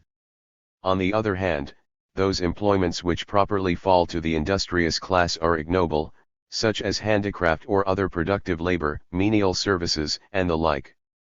But a base service performed for a person of very high degree may become a very honorific office, as for instance the office of a maid of honor or of a lady in waiting to the queen, or the king's master of the horse or his keeper of the hounds. The two offices last named suggest a principle of some general bearing. Whenever, as in these cases, the menial service in question has to do directly with the primary leisure employments of fighting and hunting, it easily acquires a reflected honorific character. In this way great honor may come to attach to an employment which in its own nature belongs to the baser sort. In the later development of peaceable industry, the usage of employing an idle corps of uniformed men at arms gradually lapses. Vicarious consumption by dependents bearing the insignia of their patron or master narrows down to a corps of liveried menials. In a heightened degree, therefore, the livery comes to be a badge of servitude, or rather of servility. Something of an honorific character always attached to the livery of the armed retainer, but this honorific character disappears when the livery becomes the exclusive badge of the menial. The livery becomes obnoxious to nearly all who are required to wear it. We are yet so little removed from a state of effective slavery as still to be fully sensitive to the sting of any imputation of servility. This antipathy asserts itself even in the case of the liveries or uniforms which some corporations prescribe as the distinctive dress of their employees. In this country the aversion even goes the length of discrediting, in a mild and uncertain way, those government employments, military and civil, which require the wearing of a livery or uniform. With the disappearance of servitude, the number of vicarious consumers attached to any one gentleman tends, on the whole, to decrease. The like is of course true, and perhaps in a still higher degree, of the number of dependents who perform vicarious leisure for him. In a general way, though not wholly nor consistently, these two groups coincide. The dependent who was first delegated for these duties was the wife, or the chief wife, and, as would be expected, in the later development of the institution, when the number of persons by whom these duties are customarily performed gradually narrows, the wife remains the last. In the higher grades of society a large volume of both these kinds of service is required, and here the wife is of course still assisted in the work by a more or less numerous corps of menials. But as we descend the social scale, the point is presently reached where the duties of vicarious leisure and consumption devolve upon the wife alone. In the communities of the Western culture, this point is at present found among the lower middle class. And here occurs a curious inversion. It is a fact of common observation that in this lower middle class there is no pretense of leisure on the part of the head of the household. Through force of circumstances it has fallen into disuse. But the middle-class wife still carries on the business of vicarious leisure, for the good name of the household and its master. In descending the social scale in any modern industrial community, the primary fact, the conspicuous leisure of the master of the household, disappears at a relatively high point. The head of the middle-class household has been reduced by economic circumstances to turn his hand to gaining a livelihood by occupations which often partake largely of the character of industry, as in the case of the ordinary businessman of today. But the derivative fact, the vicarious leisure and consumption rendered by the wife, and the auxiliary vicarious performance of leisure by menials, remains in vogue as a conventionality which the demands of reputability will not suffer to be slighted.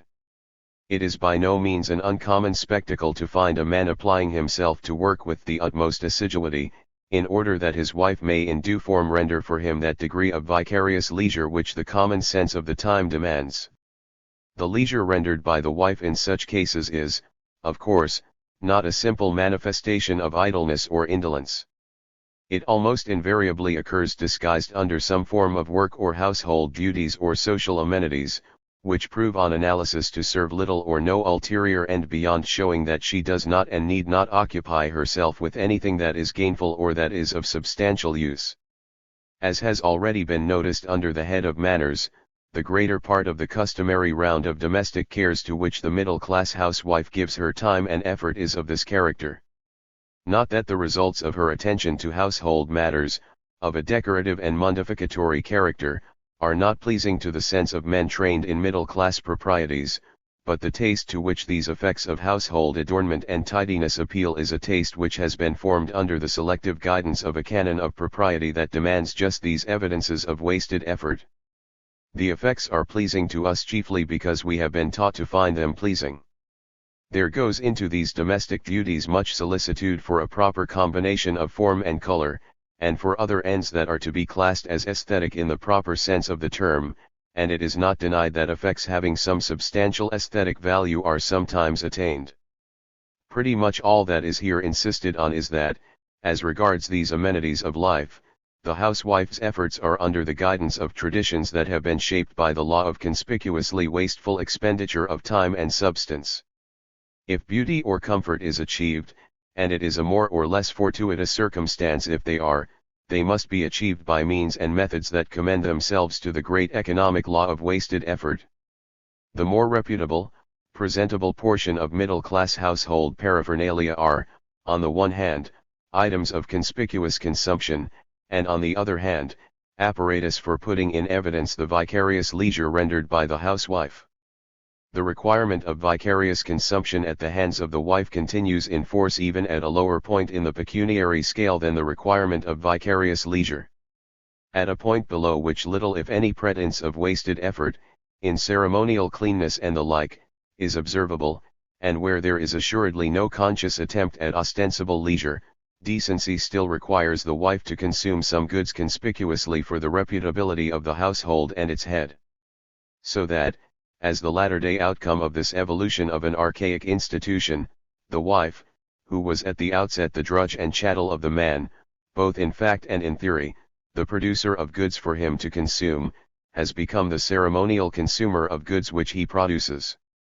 But she still quite unmistakably remains his chattel in theory, for the habitual rendering of vicarious leisure and consumption is the abiding mark of the unfree servant. This vicarious consumption practiced by the household of the middle and lower classes cannot be counted as a direct expression of the leisure class scheme of life, since the household of this pecuniary grade does not belong within the leisure class. It is rather that the leisure class scheme of life here comes to an expression at the second remove. The leisure class stands at the head of the social structure in point of reputability, and its manner of life and its standards of worth therefore afford the norm of reputability for the community. The observance of these standards, in some degree of approximation, becomes incumbent upon all classes lower in the scale. In modern civilized communities, the lines of demarcation between social classes have grown vague and transient, and wherever this happens, the norm of reputability imposed by the upper class extends its coercive influence with but slight hindrance down through the social structure to the lowest strata. The result is that the members of each stratum accept as their ideal of decency the scheme of life in vogue in the next higher stratum, and bend their energies to live up to that ideal. On pain of forfeiting their good name and their self-respect in case of failure, they must conform to the accepted code, at least in appearance. The basis on which good repute in any highly organized industrial community ultimately rests is pecuniary strength, and the means of showing pecuniary strength, and so of gaining or retaining a good name, are leisure and a conspicuous consumption of goods. Accordingly, both of these methods are in vogue as far down the scale as it remains possible, and in the lower strata in which the two methods are employed, both offices are in great part delegated to the wife and children of the household. Lower still, where any degree of leisure, even ostensible, has become impracticable for the wife, the conspicuous consumption of goods remains and is carried on by the wife and children. The man of the household also can do something in this direction, and, indeed, he commonly does, but with a still lower descent into the levels of indigence. Along the margin of the slums, the man, and presently also the children, virtually cease to consume valuable goods for appearances, and the woman remains virtually the sole exponent of the household's pecuniary decency. No class of society, not even the most abjectly poor, foregoes all customary conspicuous consumption. The last items of this category of consumption are not given up except under stress of the direst necessity. Very much of squalor and discomfort will be endured before the last trinket or the last pretense of pecuniary decency is put away. There is no class and no country that has yielded so abjectly before the pressure of physical want as to deny themselves all gratification of this higher or spiritual need. Canons of taste, greenery and pets. Everyday life affords many curious illustrations of the way in which the code of pecuniary beauty in articles of use varies from class to class, as well as of the way in which the conventional sense of beauty departs in its deliverances from the sense untutored by the requirements of pecuniary repute. Such a fact is the lawn, or the close-cropped yard or park, which appeals so unaffectedly to the taste of the Western peoples. It appears especially to appeal to the tastes of the well-to-do classes in those communities in which the dolicho-blonde element predominates in an appreciable degree. The lawn unquestionably has an element of sensuous beauty, simply as an object of apperception, and as such no doubt it appeals pretty directly to the eye of nearly all races and all classes, but it is, perhaps, more unquestionably beautiful to the eye of the dolicho-blonde than to most other varieties of men. This higher appreciation of a stretch of greensward in this ethnic element than in the other elements of the population, goes along with certain other features of the dolicho-blonde temperament that indicate that this racial element has once been for a long time a pastoral people inhabiting a region with a humid climate. The close-cropped lawn is beautiful in the eyes of a people whose inherited bent it is to readily find pleasure in contemplating a well-preserved pasture or grazing land. For the aesthetic purpose the lawn is a cow pasture, and in some cases today, where the expensiveness of the attendant circumstances bars out any imputation of thrift, the idol of the dolicho-blonde is rehabilitated in the introduction of a cow into a lawn or private ground. In such cases the cow made use of is commonly of an expensive breed. The vulgar suggestion of thrift, which is nearly inseparable from the cow, is a standing objection to the decorative use of this animal. So that in all cases, except where luxurious surroundings negative this suggestion, the use of the cow as an object of taste must be avoided.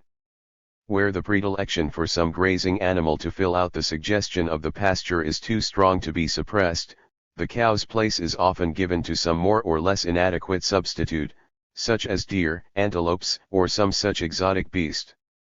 These substitutes, although less beautiful to the pastoral eye of Western man than the cow, are in such cases preferred because of their superior expensiveness or futility, and their consequent repute. They are not vulgarly lucrative either in fact or in suggestion. Public parks of course fall in the same category with the lawn. They too, at their best, are imitations of the pasture.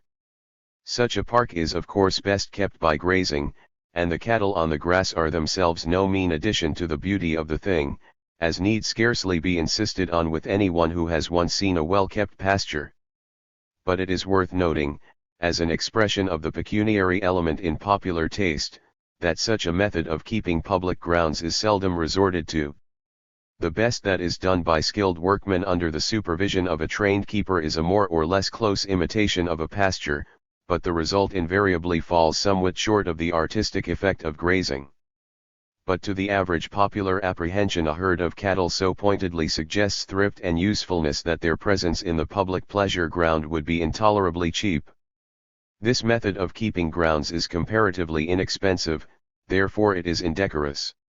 Of the same general bearing is another feature of public grounds. There is a studious exhibition of expensiveness coupled with a make-believe of simplicity and crude serviceability. Private grounds also show the same physiognomy wherever they are in the management or ownership of persons whose tastes have been formed under middle-class habits of life or under the upper-class traditions of no later a date than the childhood of the generation that is now passing. Grounds which conform to the instructed tastes of the latter-day upper class do not show these features in so marked a degree. The reason for this difference in tastes between the past and the incoming generation of the well-bred lies in the changing economic situation. A similar difference is perceptible in other respects, as well as in the accepted ideals of pleasure grounds. In this country as in most others, until the last half-century but a very small proportion of the population were possessed of such wealth as would exempt them from thrift. Owing to imperfect means of communication, this small fraction were scattered and out of effective touch with one another. There was therefore no basis for a growth of taste in disregard of expensiveness. The revolt of the well-bred taste against vulgar thrift was unchecked. Wherever the unsophisticated sense of beauty might show itself sporadically in an approval of inexpensive or thrifty surroundings, it would lack the social confirmation which nothing but a considerable body of like-minded people can give. There was, therefore, no effective upper-class opinion that would overlook evidences of possible inexpensiveness in the management of grounds, and there was consequently no appreciable divergence between the leisure class and the lower middle class ideal in the physiognomy of pleasure grounds. Both classes equally constructed their ideals with the fear of pecuniary disrepute before their eyes. Today a divergence in ideals is beginning to be apparent. The portion of the leisure class that has been consistently exempt from work and from pecuniary cares for a generation or more is now large enough to form and sustain an opinion in matters of taste. Increased mobility of the members has also added to the facility with which a social confirmation can be attained within the class. Within this select class the exemption from thrift is a matter so commonplace as to have lost much of its utility as a basis of pecuniary decency. Therefore the latter-day upper-class canons of taste do not so consistently insist on an unremitting demonstration of expensiveness and a strict exclusion of the appearance of thrift. So, a predilection for the rustic and the natural in parks and grounds makes its appearance on these higher social and intellectual levels. This predilection is in large part an outcropping of the instinct of workmanship, and it works out its results with varying degrees of consistency. It is seldom altogether unaffected, and at times it shades off into something not widely different from that make-believe of rusticity which has been referred to above. A weakness for crudely serviceable contrivances that pointedly suggest immediate and wasteless use is present even in the middle-class tastes, but it is there kept well in hand under the unbroken dominance of the canon of reputable futility. Consequently it works out in a variety of ways and means for shamming serviceability, in such contrivances as rustic fences, bridges, bowers, pavilions, and the like decorative features. An expression of this affectation of serviceability, at what is perhaps its widest divergence from the first promptings of the sense of economic beauty, is afforded by the cast iron rustic fence and trellis or by a circuitous drive laid across level ground. The select leisure class has outgrown the use of these pseudo-serviceable variants of pecuniary beauty, at least at some points. But the taste of the more recent accessions to the leisure class proper and of the middle and lower classes still requires a pecuniary beauty to supplement the aesthetic beauty, even in those objects which are primarily admired for the beauty that belongs to them as natural growths. The popular taste in these matters is to be seen in the prevalent high appreciation of topiary work and of the conventional flower beds of public grounds. Perhaps as happy an illustration as may be had of this dominance of pecuniary beauty over aesthetic beauty in middle-class tastes is seen in the reconstruction of the grounds lately occupied by the Columbian Exposition. The evidence goes to show that the requirement of reputable expensiveness is still present in good vigor even where all ostensibly lavish display is avoided. The artistic effects actually wrought in this work of reconstruction diverge somewhat widely from the effect to which the same ground would have lent itself in hands not guided by pecuniary canons of taste. And even the better class of the city's population view the progress of the work with an unreserved approval which suggests that there is in this case little if any discrepancy between the tastes of the upper and the lower or middle classes of the city.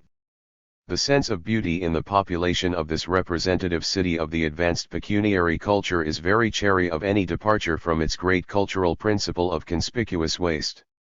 The love of nature, perhaps itself borrowed from a higher class code of taste, sometimes expresses itself in unexpected ways under the guidance of this canon of pecuniary beauty, and leads to results that may seem incongruous to an unreflecting beholder. The well-accepted practice of planting trees in the treeless areas of this country, for instance, has been carried over as an item of honorific expenditure into the heavily wooded areas, so that it is by no means unusual for a village or a farmer in the wooded country to clear the land of its native trees and immediately replant saplings of certain introduced varieties about the farmyard or along the streets. In this way a forest growth of oak, elm, beech, butternut, hemlock, basswood, and birch is cleared off to give room for saplings of soft maple, cottonwood, and brittle willow. It is felt that the inexpensiveness of leaving the forest trees standing would derogate from the dignity that should invest an article which is intended to serve a decorative and honorific end. The like pervading guidance of taste by pecuniary repute is traceable in the prevalent standards of beauty in animals. The part played by this canon of taste in assigning her place in the popular aesthetic scale to the cow has already been spoken of.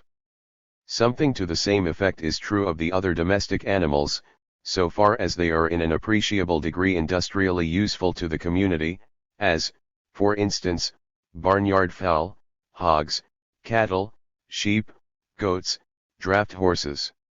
They are of the nature of productive goods, and serve a useful, often a lucrative end. Therefore beauty is not readily imputed to them. The case is different with those domestic animals which ordinarily serve no industrial end, such as pigeons, parrots and other cage birds, cats, dogs, and fast horses. These commonly are items of conspicuous consumption, and are therefore honorific in their nature and may legitimately be accounted beautiful.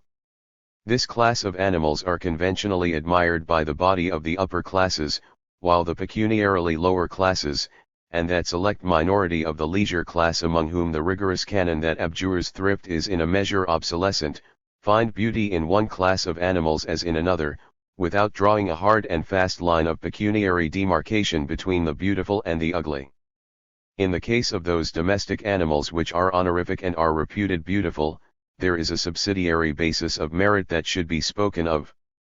Apart from the birds which belong in the honorific class of domestic animals, and which owe their place in this class to their non-lucrative character alone, the animals which merit particular attention are cats, dogs, and fast horses. The cat is less reputable than the other two just named, because she is less wasteful, she may even serve a useful end. At the same time the cat's temperament does not fit her for the honorific purpose.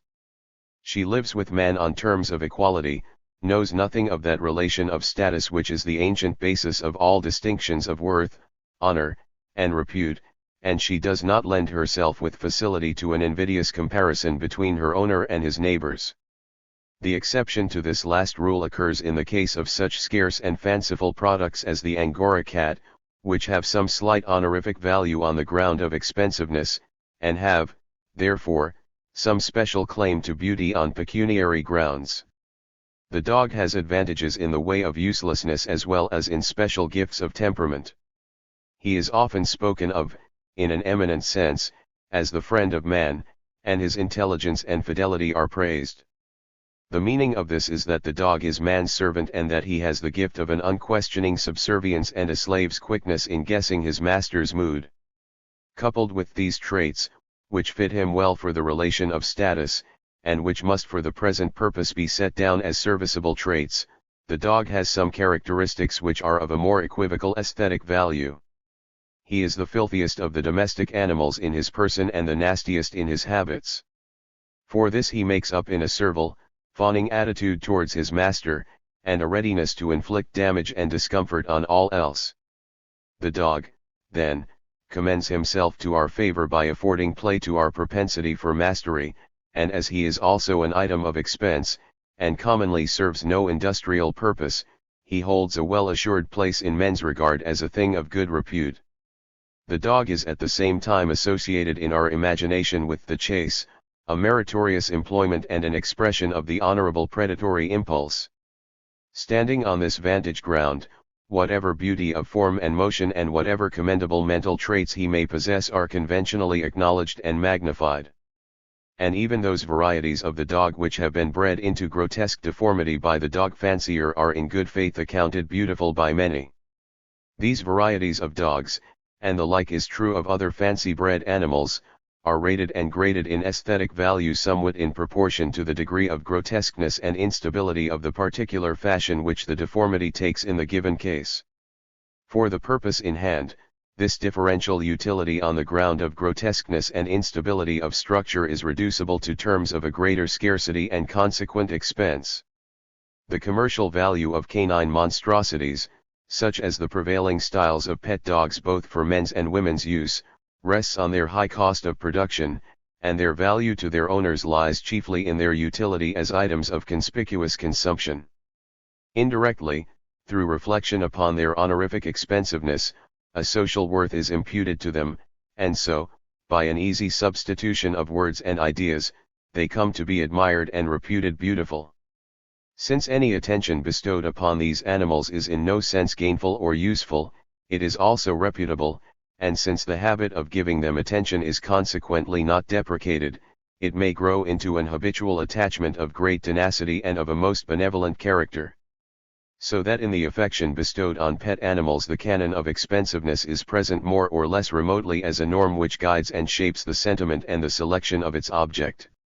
The like is true, as will be noticed presently, with respect to affection for persons also, although the manner in which the norm acts in that case is somewhat different. The case of the fast horse is much like that of the dog.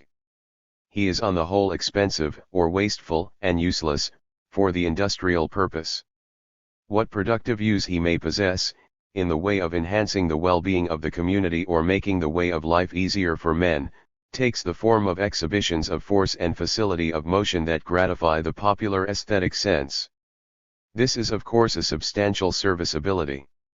The horse is not endowed with the spiritual aptitude for servile dependence in the same measure as the dog, but he ministers effectually to his master's impulse to convert the animate forces of the environment to his own use and discretion and so express his own dominating individuality through them. The fast horse is at least potentially a race horse of high or low degree, and it is as such that he is peculiarly serviceable to his owner. The utility of the fast horse lies largely in his efficiency as a means of emulation. It gratifies the owner's sense of aggression and dominance to have his own horse outstrip his neighbor's. This use being not lucrative, but on the whole pretty consistently wasteful, and quite conspicuously so, it is honorific, and therefore gives the fast horse a strong presumptive position of reputability. Beyond this, the race horse proper has also a similarly non-industrial but honorific use as a gambling instrument. The fast horse, then, is aesthetically fortunate, in that the canon of pecuniary good repute legitimates a free appreciation of whatever beauty or serviceability he may possess. His pretensions have the countenance of the principle of conspicuous waste and the backing of the predatory aptitude for dominance and emulation. The horse is, moreover, a beautiful animal, although the race horse is so in no peculiar degree to the uninstructed taste of those persons who belong neither in the class of race horse fanciers nor in the class whose sense of beauty is held in abeyance by the moral constraint of the horse fancier's award. To this untutored taste the most beautiful horse seems to be a form which has suffered less radical alteration than the race horse under the breeder's selective development of the animal. Still, when a writer or speaker, especially of those whose eloquence is most consistently commonplace, wants an illustration of animal grace and serviceability, for rhetorical use, he habitually turns to the horse, and he commonly makes it plain before he is done that what he has in mind is the race horse. It should be noted that in the graduated appreciation of varieties of horses and of dogs, such as one meets with among people of even moderately cultivated tastes in these matters, there is also discernible another and more direct line of influence of the leisure class canons of reputability. In this country, for instance, leisure class tastes are to some extent shaped on usages and habits which prevail, or which are apprehended to prevail, among the leisure class of Great Britain. In dogs this is true to a less extent than in horses. In horses, more particularly in saddle horses, which at their best serve the purpose of wasteful display simply, it will hold true in a general way that a horse is more beautiful in proportion as he is more English, the English leisure class being, for purposes of reputable usage, the upper leisure class of this country, and so the exemplar for the lower grades. This mimicry in the methods of the apperception of beauty and in the forming of judgments of taste need not result in a spurious, or at any rate not a hypocritical or affected, predilection. The predilection is as serious and as substantial an award of taste when it rests on this basis as when it rests on any other. The difference is that this taste is a taste for the reputably correct, not for the aesthetically true. The mimicry, it should be said, extends further than to the sense of beauty in horseflesh simply. It includes trappings and horsemanship as well, so that the correct or reputably beautiful seat or posture is also decided by English usage, as well as the equestrian gait. To show how fortuitous may sometimes be the circumstances which decide what shall be becoming and what not under the pecuniary canon of beauty, it may be noted that this English seat, and the peculiarly distressing gait which has made an awkward seat necessary, are a survival from the time when the English roads were so bad with mire and mud as to be virtually impassable for a horse travelling at a more comfortable gait, so that a person of decorous tastes in horsemanship today rides a punch with docked tail, in an uncomfortable posture and at a distressing gait, because the English roads during a great part of the last century were impassable for a horse travelling at a more horse-like gait, or for an animal built for moving with ease over the firm and open country to which the horse is indigenous. Admission to the leisure class. The constituency of the leisure class is kept up by a continual selective process, whereby the individuals and lines of descent that are eminently fitted for an aggressive pecuniary competition are withdrawn from the lower classes. In order to reach the upper levels the aspirant must have, not only a fair average complement of the pecuniary aptitudes, but he must have these gifts in such an eminent degree as to overcome very material difficulties that stand in the way of his ascent. Barring accidents, the nouveau arrives are a picked body. This process of selective admission has, of course, always been going on, ever since the fashion of pecuniary emulation set in, which is much the same as saying, ever since the institution of a leisure class was first installed. But the precise ground of selection has not always been the same, and the selective process has therefore not always given the same results. In the early barbarian, or predatory stage proper, the test of fitness was prowess, in the naive sense of the word. To gain entrance to the class, the candidate must be gifted with clannishness, massiveness, ferocity, unscrupulousness, and tenacity of purpose. These were the qualities that counted toward the accumulation and continued tenure of wealth. The economic basis of the leisure class, then as later, was the possession of wealth, but the methods of accumulating wealth, and the gifts required for holding it, have changed in some degree since the early days of the predatory culture. In consequence of the selective process, the dominant traits of the early barbarian leisure class were bold aggression, an alert sense of status, and a free resort to fraud. The members of the class held their place by tenure of prowess. In the later barbarian culture, society attained settled methods of acquisition and possession under the quasi-peaceable regime of status. Simple aggression and unrestrained violence in great measure gave place to shrewd practice and chicanery, as the best approved method of accumulating wealth. A different range of aptitudes and propensities would then be conserved in the leisure class. Masterful aggression, and the correlative massiveness, together with a ruthlessly consistent sense of status, would still count among the most splendid traits of the class.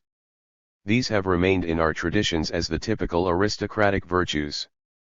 But with these were associated an increasing complement of the less obtrusive pecuniary virtues, such as providence, prudence, and chicane. As time has gone on, and the modern peaceable stage of pecuniary culture has been approached, the last named range of aptitudes and habits has gained in relative effectiveness for pecuniary ends, and they have counted for relatively more in the selective process under which admission is gained and place is held in the leisure class. The ground of selection has changed, until the aptitudes which now qualify for admission to the class are the pecuniary aptitudes only.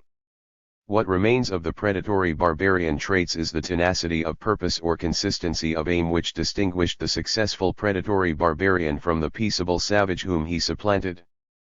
But this trait cannot be said characteristically to distinguish the pecuniarily successful upper-class man from the rank and file of the industrial classes. The training and the selection to which the latter are exposed in modern industrial life give a similarly decisive weight to this trait. Tenacity of purpose may rather be said to distinguish both these classes from two others, the shiftless ne'er-do-well and the lower-class delinquent.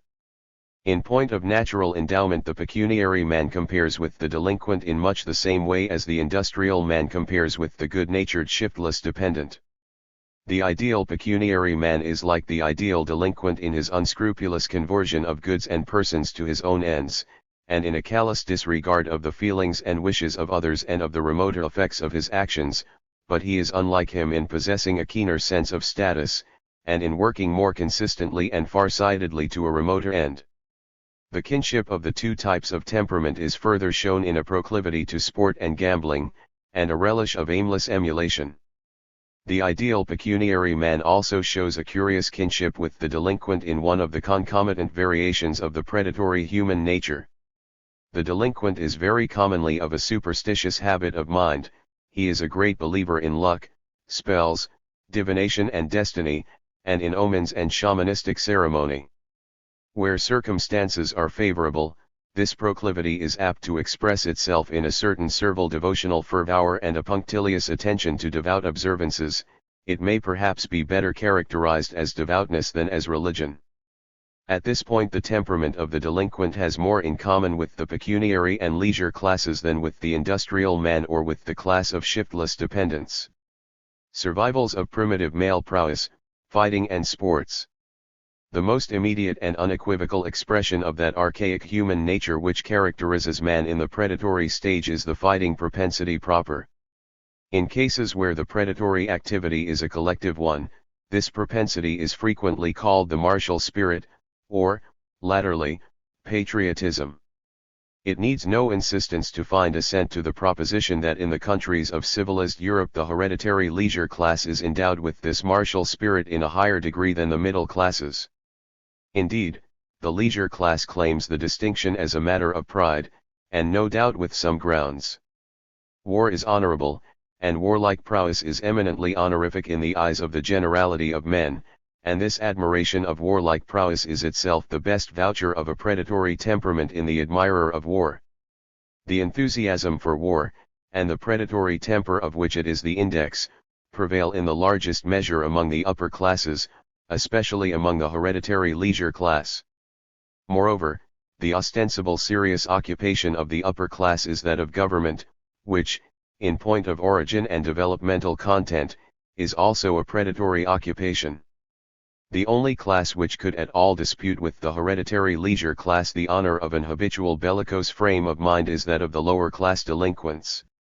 In ordinary times, the large body of the industrial classes is relatively apathetic touching warlike interests. When unexcited, this body of the common people, which makes up the effective force of the industrial community, is rather averse to any other than a defensive fight. Indeed, it responds a little tardily even to a provocation which makes for an attitude of defense.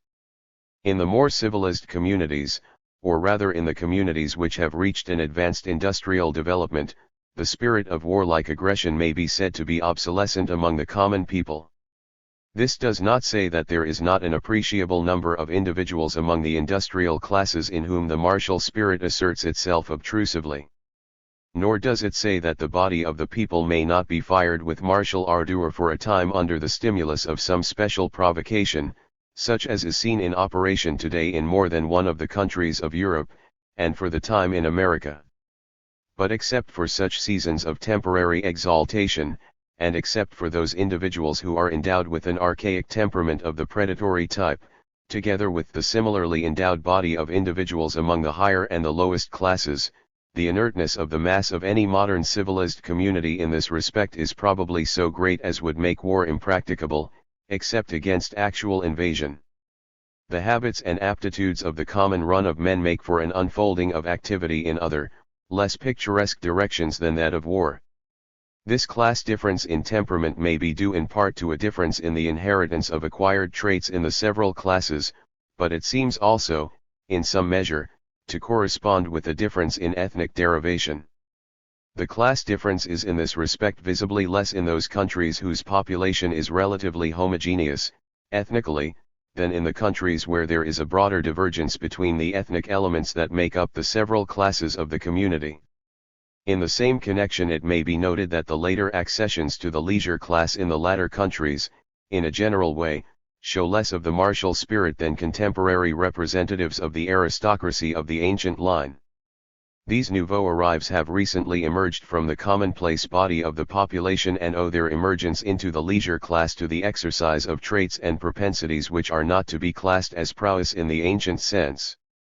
Apart from warlike activity proper, the institution of the duel is also an expression of the same superior readiness for combat, and the duel is a leisure class institution. The duel is in substance a more or less deliberate resort to a fight as a final settlement of a difference of opinion. In civilized communities it prevails as a normal phenomenon only where there is an hereditary leisure class, and almost exclusively among that class. The exceptions are, 1. Military and naval officers, who are ordinarily members of the leisure class, and who are at the same time specially trained to predatory habits of mind, and, 2. The lower class delinquents, who are by inheritance, or training, or both, of a similarly predatory disposition and habit. It is only the high-bred gentleman and the rowdy that normally resort to blows as the universal solvent of differences of opinion. The plain man will ordinarily fight only when excessive momentary irritation or alcoholic exaltation act to inhibit the more complex habits of response to the stimuli that make for provocation. He is then thrown back upon the simpler, less differentiated forms of the instinct of self-assertion, that is to say, he reverts temporarily and without reflection to an archaic habit of mind. This institution of the duel as a mode of finally settling disputes and serious questions of precedence shades off into the obligatory, unprovoked private fight, as a social obligation due to one's good repute. As a leisure class usage of this kind we have, particularly, that bizarre survival of bellicose chivalry, the German student duel. In the lower or spurious leisure class of the delinquents there is in all countries a similar, though less formal, social obligation incumbent on the rowdy to assert his manhood in unprovoked combat with his fellows. And spreading through all grades of society, a similar usage prevails among the boys of the community. The boy usually knows to a nicety, from day to day, how he and his associates grade in respect of relative fighting capacity, and in the community of boys there is ordinarily no secure basis of reputability for anyone who, by exception, will not or cannot fight on invitation. All this applies especially to boys above a certain somewhat vague limit of maturity. The child's temperament does not commonly answer to this description during infancy and the years of close tutelage, when the child still habitually seeks contact with its mother at every turn of its daily life. During this earlier period there is little aggression and little propensity for antagonism. The transition from this peaceable temper to the predacious, and in extreme cases malignant, mischievousness of the boy is a gradual one, and it is accomplished with more completeness, covering a larger range of the individual's aptitudes, in some cases than in others. In the earlier stage of his growth, the child, whether boy or girl, shows less of initiative and aggressive self-assertion and less of an inclination to isolate himself and his interests from the domestic group in which he lives, and he shows more of sensitiveness to rebuke, bashfulness, timidity, and the need of friendly human contact. In the common run of cases, this early temperament passes, by a gradual but somewhat rapid obsolescence of the infantile features, into the temperament of the boy proper, though there are also cases where the predaceous features of boy life do not emerge at all, or at the most emerge in but a slight and obscure degree. In girls, the transition to the predaceous stage is seldom accomplished with the same degree of completeness as in boys, and in a relatively large proportion of cases it is scarcely undergone at all.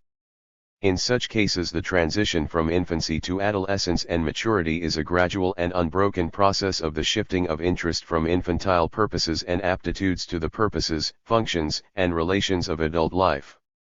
In the girls, there is a less general prevalence of a predaceous interval in the development, and in the cases where it occurs, the predaceous and isolating attitude during the interval is commonly less accentuated. In the male child, the predaceous interval is ordinarily fairly well marked and lasts for some time, but it is commonly terminated, if at all, with the attainment of maturity. This last statement may need very material qualification. The cases are by no means rare in which the transition from the boyish to the adult temperament is not made, or is made only partially, understanding by the adult temperament the average temperament of those adult individuals in modern industrial life who have some serviceability for the purposes of the collective life process, and who may therefore be said to make up the effective average of the industrial community. The ethnic composition of the European populations varies. In some cases even the lower classes are in large measure made up of the peace-disturbing dolicho blonde, while in others this ethnic element is found chiefly among the hereditary leisure class. The fighting habit seems to prevail to a less extent among the working class boys in the latter class of populations than among the boys of the upper classes or among those of the populations first named. If this generalization as to the temperament of the boy among the working classes should be found true on a fuller and closer scrutiny of the field, it would add force to the view that the bellicose temperament is in some appreciable degree a race characteristic.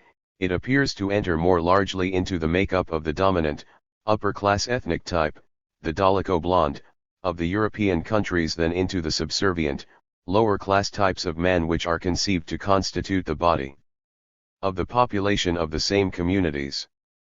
The case of the boy may seem not to bear seriously on the question of the relative endowment of prowess with which the several classes of society are gifted, but it is at least of some value as going to show that this fighting impulse belongs to a more archaic temperament than that possessed by the average adult man of the industrious classes.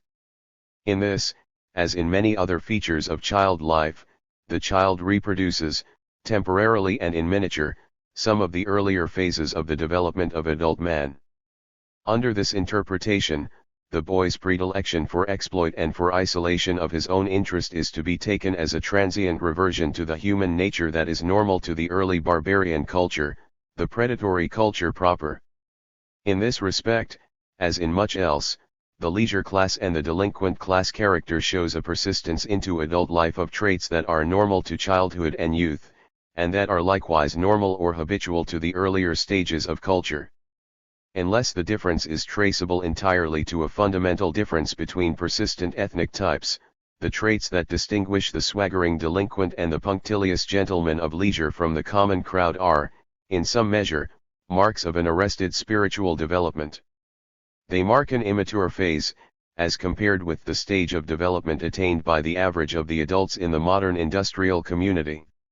And it will appear presently that the puerile spiritual make-up of these representatives of the upper and the lowest social strata shows itself also in the presence of other archaic traits than this proclivity to ferocious exploit and isolation. As if to leave no doubt about the essential immaturity of the fighting temperament, we have, bridging the interval between legitimate boyhood and adult manhood, the aimless and playful, but more or less systematic and elaborate, disturbances of the peace in vogue among schoolboys of a slightly higher age. In the common run of cases, these disturbances are confined to the period of adolescence.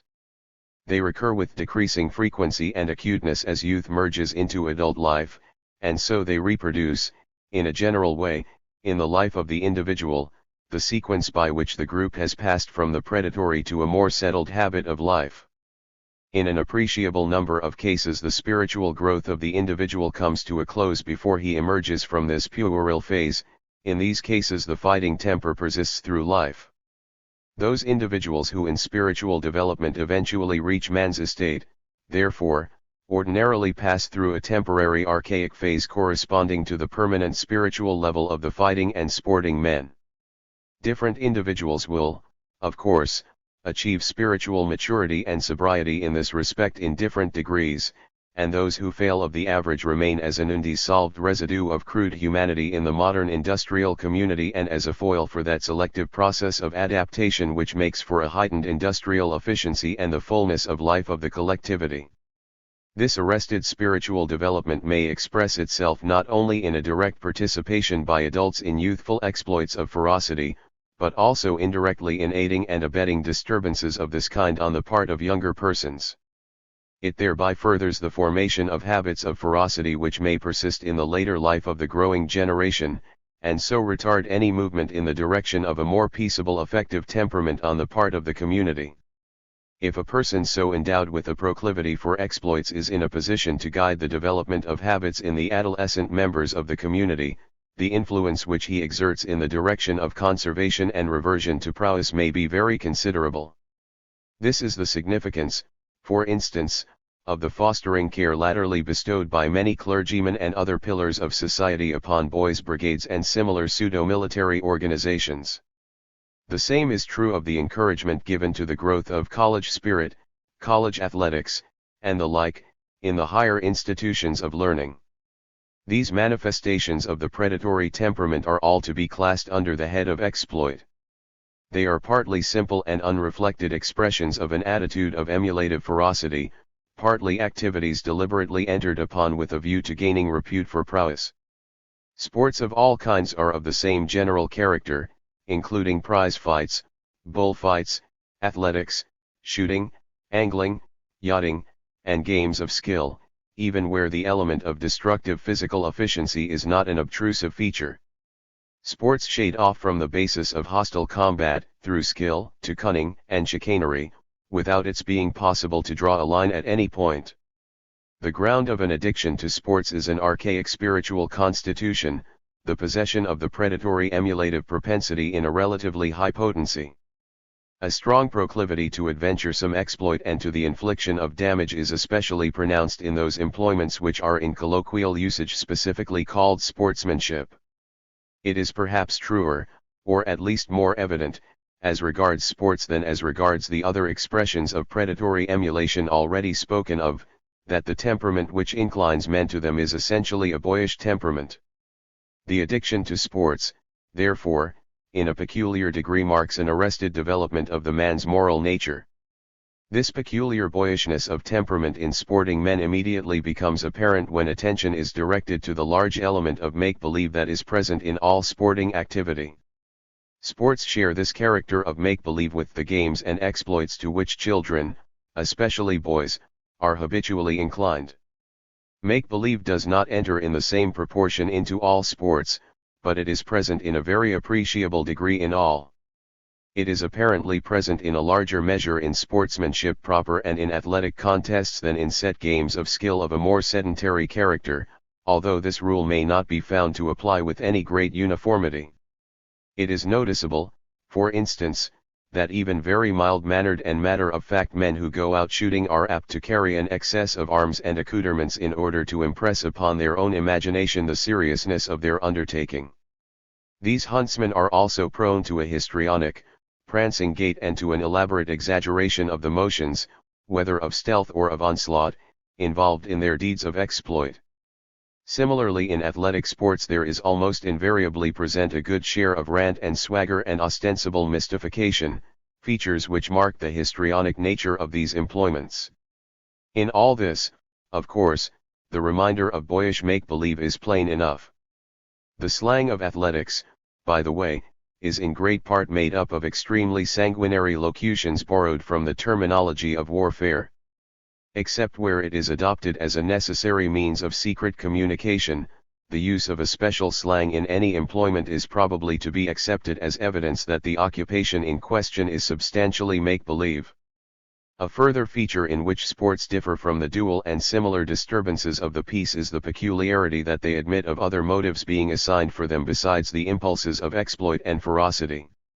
There is probably little if any other motive present in any given case, but the fact that other reasons for indulging in sports are frequently assigned goes to say that other grounds are sometimes present in a subsidiary way.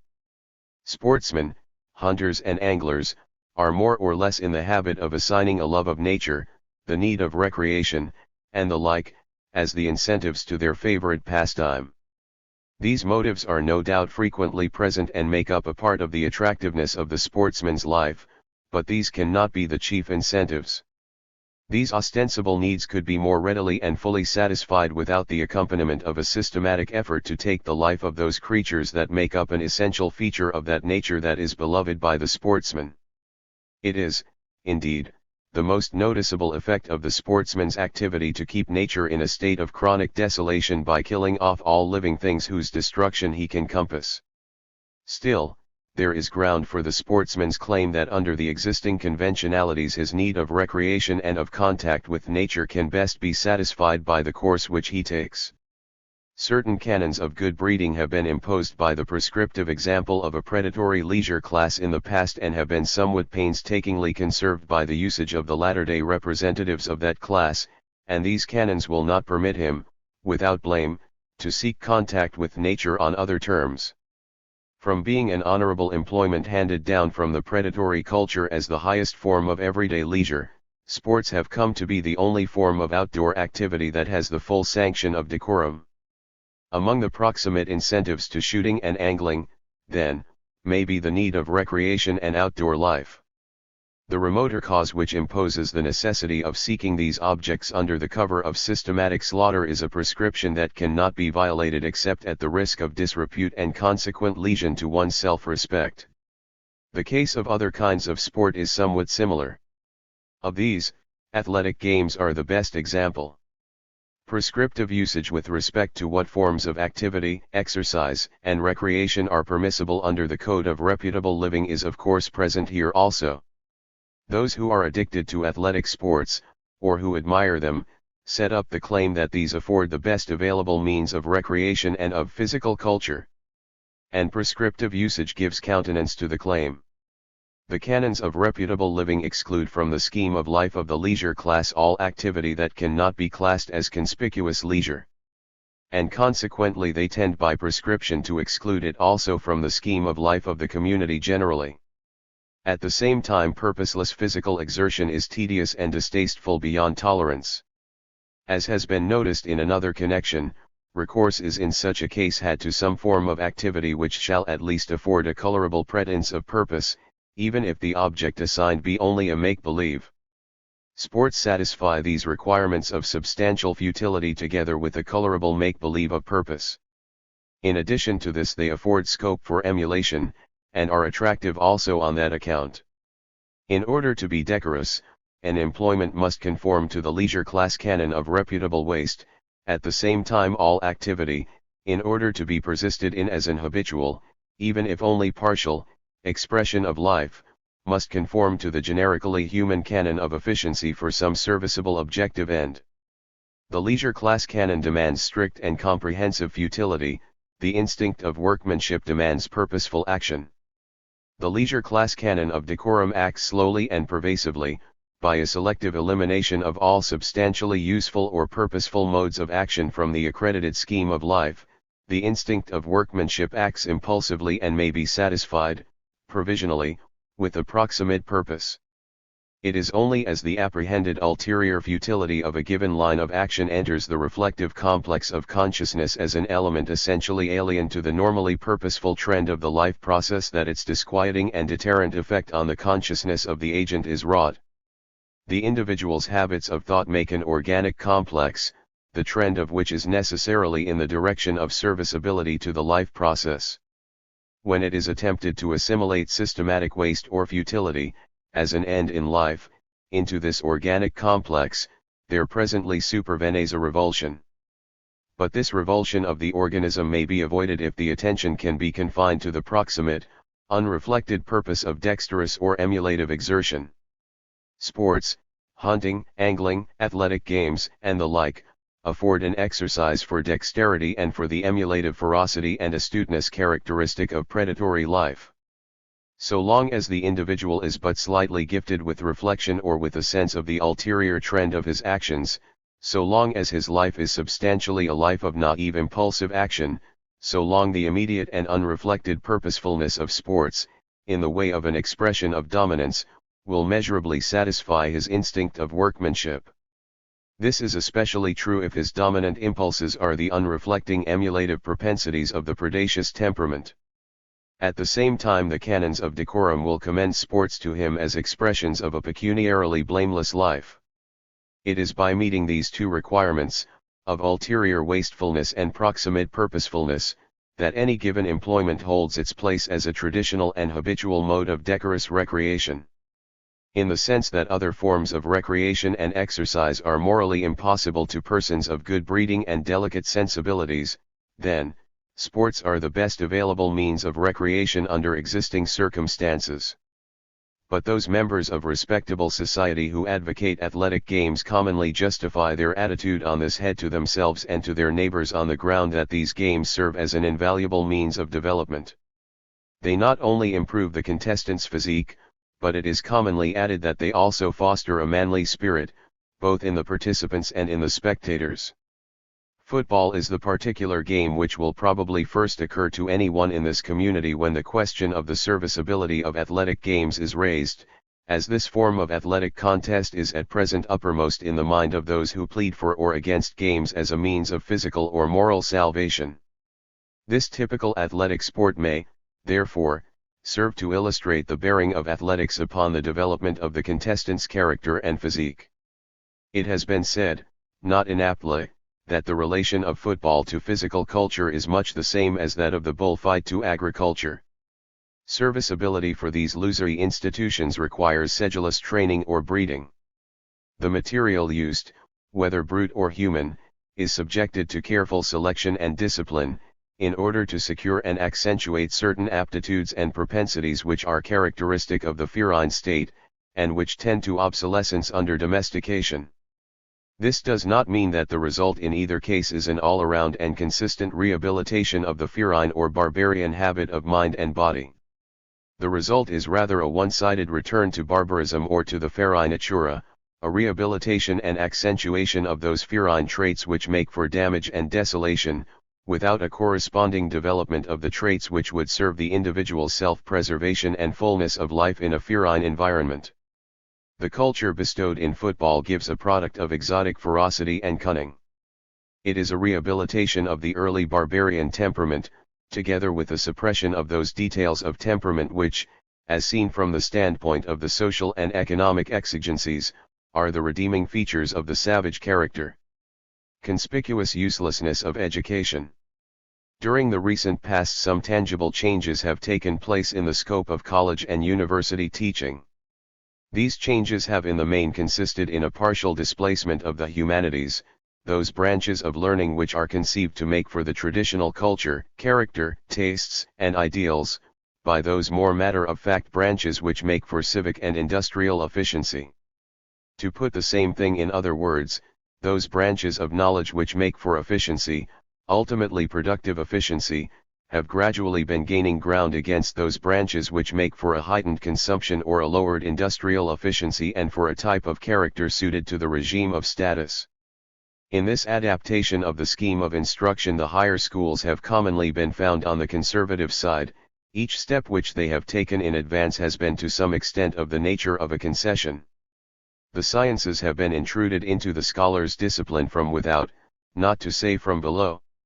It is noticeable that the humanities which have so reluctantly yielded ground to the sciences are pretty uniformly adapted to shape the character of the student in accordance with the traditional self-centered scheme of consumption, a scheme of contemplation and enjoyment of the true, the beautiful, and the good, according to a conventional standard of propriety and excellence, the salient feature of which is leisure, odium cum dignitate. In language veiled by their own habituation to the archaic, decorous point of view, the spokesmen of the humanities have insisted upon the ideal embodied in the maxim, frugus consumere nati. This attitude should occasion no surprise in the case of schools which are shaped by and rest upon a leisure class culture. The professed grounds on which it has been sought, as far as might be, to maintain the received standards and methods of culture intact are likewise characteristic of the archaic temperament and of the leisure class theory of life. The enjoyment and the bent derived from habitual contemplation of the life, ideals, speculations, and methods of consuming time and goods, in vogue among the leisure class of classical antiquity, for instance, is felt to be higher, nobler, worthier, than what results in these respects from a like familiarity with the everyday life and the knowledge and aspirations of commonplace humanity in a modern community. That learning the content of which is an unmitigated knowledge of latter-day men and things is by comparison lower, base, ignoble. One even hears the epithet subhuman applied to this matter-of-fact knowledge of mankind and of everyday life. This contention of the leisure class spokesman of the humanities seems to be substantially sound. In point of substantial fact, the gratification and the culture, or the spiritual attitude or habit of mind, resulting from an habitual contemplation of the anthropomorphism, clannishness, and leisurely self-complacency of the gentleman of an early day, or from a familiarity with the animistic superstitions and the exuberant truculence of the Homeric heroes, for instance, is, aesthetically considered, more legitimate than the corresponding results derived from a matter-of-fact knowledge of things and a contemplation of latter-day civic or workmanlike efficiency. There can be but little question that the first-named habits have the advantage in respect of aesthetic or honorific value, and therefore in respect of the worth which is made the basis of award in the comparison. The content of the canons of taste, and more particularly of the canons of honor, is in the nature of things a resultant of the past life and circumstances of the race, transmitted to the later generation by inheritance or by tradition, and the fact that the protracted dominance of a predatory, leisure class scheme of life has profoundly shaped the habit of mind and the point of view of the race in the past, is a sufficient basis for an aesthetically legitimate dominance of such a scheme of life in very much of what concerns matters of taste in the present. For the purpose in hand, canons of taste are race habits, acquired through a more or less protracted habituation to the approval or disapproval of the kind of things upon which a favorable or unfavorable judgment of taste is passed. Other things being equal, the longer and more unbroken the habituation, the more legitimate is the canon of taste in question. All this seems to be even truer of judgments regarding worth or honor than of judgments of taste generally. But whatever may be the aesthetic legitimacy of the derogatory judgment passed on the newer learning by the spokesman of the humanities, and however substantial may be the merits of the contention that the classic lore is worthier and results in a more truly human culture and character, it does not concern the question in hand. The question in hand is as to how far these branches of learning, and the point of view for which they stand in the educational system, help or hinder an efficient collective life under modern industrial circumstances, how far they further a more facile adaptation to the economic situation of today. The question is an economic, not an aesthetic one, and the leisure class standards of learning which find expression in the deprecatory attitude of the higher schools towards matter-of-fact knowledge are, for the present purpose, to be valued from this point of view only. For this purpose the use of such epithets as noble, base, higher, lower, etc., is significant only as showing the animus and the point of view of the disputants, whether they contend for the worthiness of the new or of the old. All these epithets are honorific or humilific terms, that is to say, they are terms of invidious comparison, which in the last analysis fall under the category of the reputable or the disreputable, that is, they belong within the range of ideas that characterizes the scheme of life of the regime of status, that is, they are in substance an expression of sportsmanship, of the predatory and animistic habit of mind, that is, they indicate an archaic point of view and theory of life, which may fit the predatory stage of culture and of economic organization from which they have sprung, but which are, from the point of view of economic efficiency in the broader sense, disserviceable anachronisms. The classics, and their position of prerogative in the scheme of education to which the higher seminaries of learning cling with such a fond predilection, serve to shape the intellectual attitude and lower the economic efficiency of the new learned generation. They do this not only by holding up an archaic ideal of manhood, but also by the discrimination which they inculcate with respect to the reputable and the disreputable in knowledge. This result is accomplished in two ways, by inspiring an habitual aversion to what is merely useful, as contrasted with what is merely honorific in learning, and so shaping the tastes of the novice that he comes in good faith to find gratification of his tastes solely, or almost solely, in such exercise of the intellect as normally results in no industrial or social gain, and, 2, by consuming the learner's time and effort in acquiring knowledge which is of no use, except in so far as this learning has by convention become incorporated into the sum of learning required of the scholar, and has thereby affected the terminology and diction employed in the useful branches of knowledge. Except for this terminological difficulty, which is itself a consequence of the vogue of the classics in the past, a knowledge of the ancient languages, for instance, would have no practical bearing for any scientist or any scholar not engaged on work primarily of a linguistic character. Of course, all this has nothing to say as to the cultural value of the classics, nor is there any intention to disparage the discipline of the classics or the bent which their study gives to the student. That bent seems to be of an economically disserviceable kind, but this fact, somewhat notorious indeed, need disturb no one who has the good fortune to find comfort and strength in the classical lore. The fact that classical learning acts to derange the learner's workmanlike aptitudes should fall lightly upon the apprehension of those who hold workmanship of small account in comparison with the cultivation of decorous ideals. Iam fides et pax et annos puterque. Priscus et neglectare dire virtus. Audet. Owing to the circumstance that this knowledge has become part of the elementary requirements in our system of education, the ability to use and to understand certain of the dead languages of Southern Europe is not only gratifying to the person who finds occasion to parade his accomplishments in this respect, but the evidence of such knowledge serves at the same time to recommend any savant to his audience, both lay and learned. It is currently expected that a certain number of years shall have been spent in acquiring this substantially useless information, and its absence creates a presumption of hasty and precarious learning, as well as of a vulgar practicality that is equally obnoxious to the conventional standards of sound scholarship and intellectual force.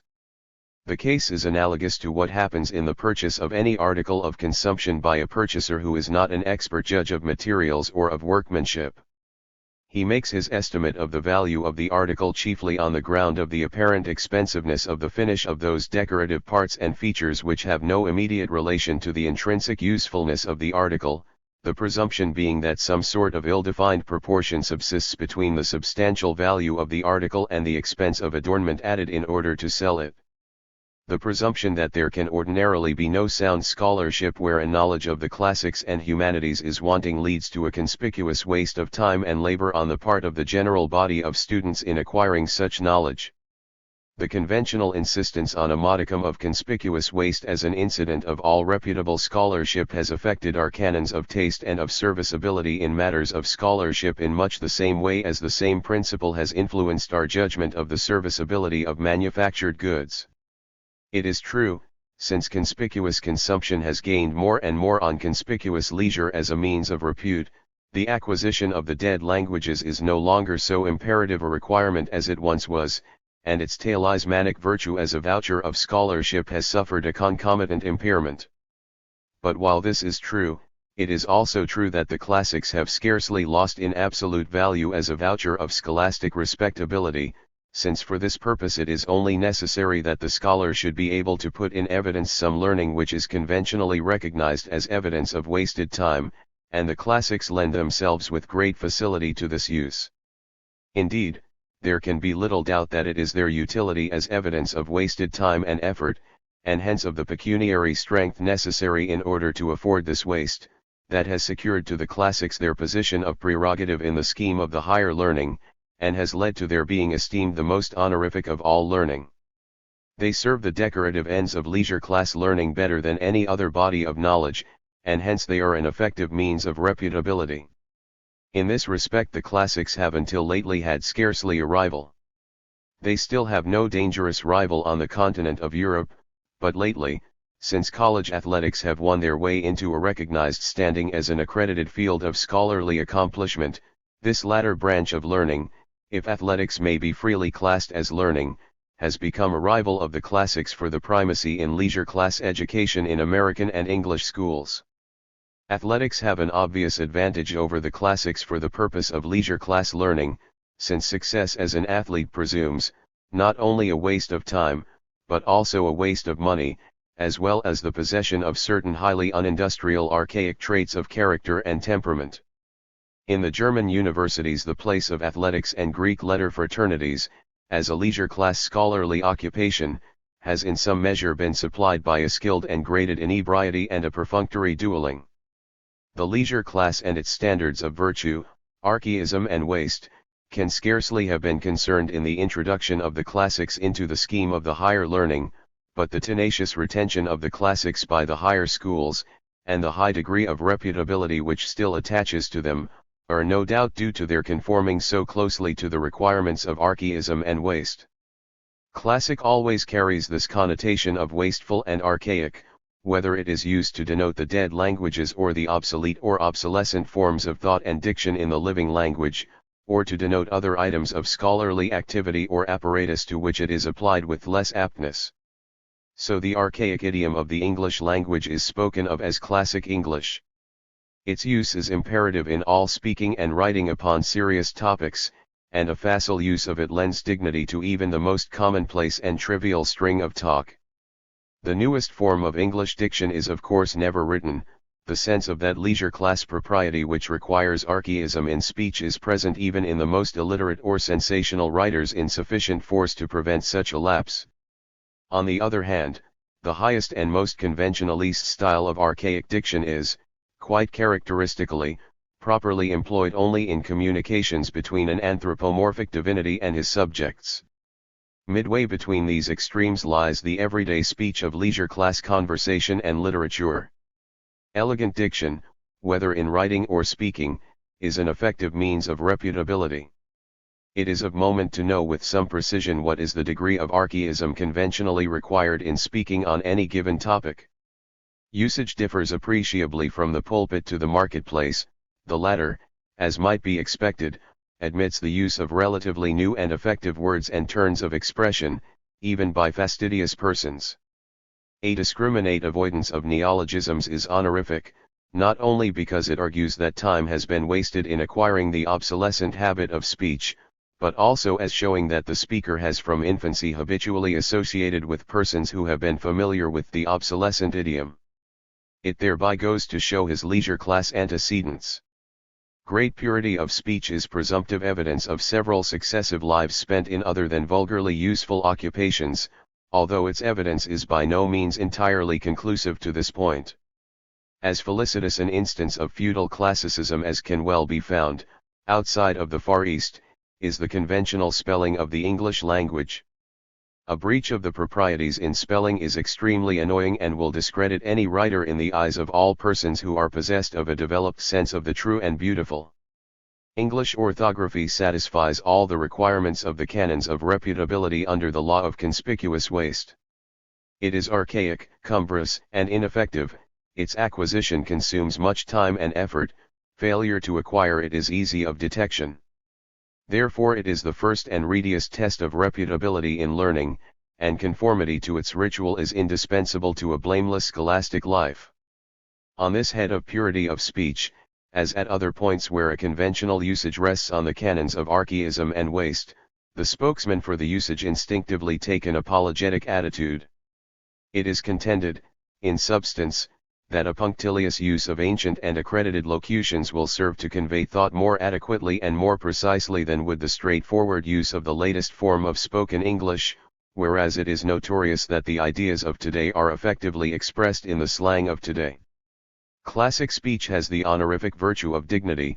It commands attention and respect as being the accredited method of communication under the leisure class scheme of life, because it carries a pointed suggestion of the industrial exemption of the speaker. The advantage of the accredited locutions lies in their reputability. they are reputable because they are cumbrous and out of date, and therefore argue waste of time and exemption from the use and the need of direct and forcible speech.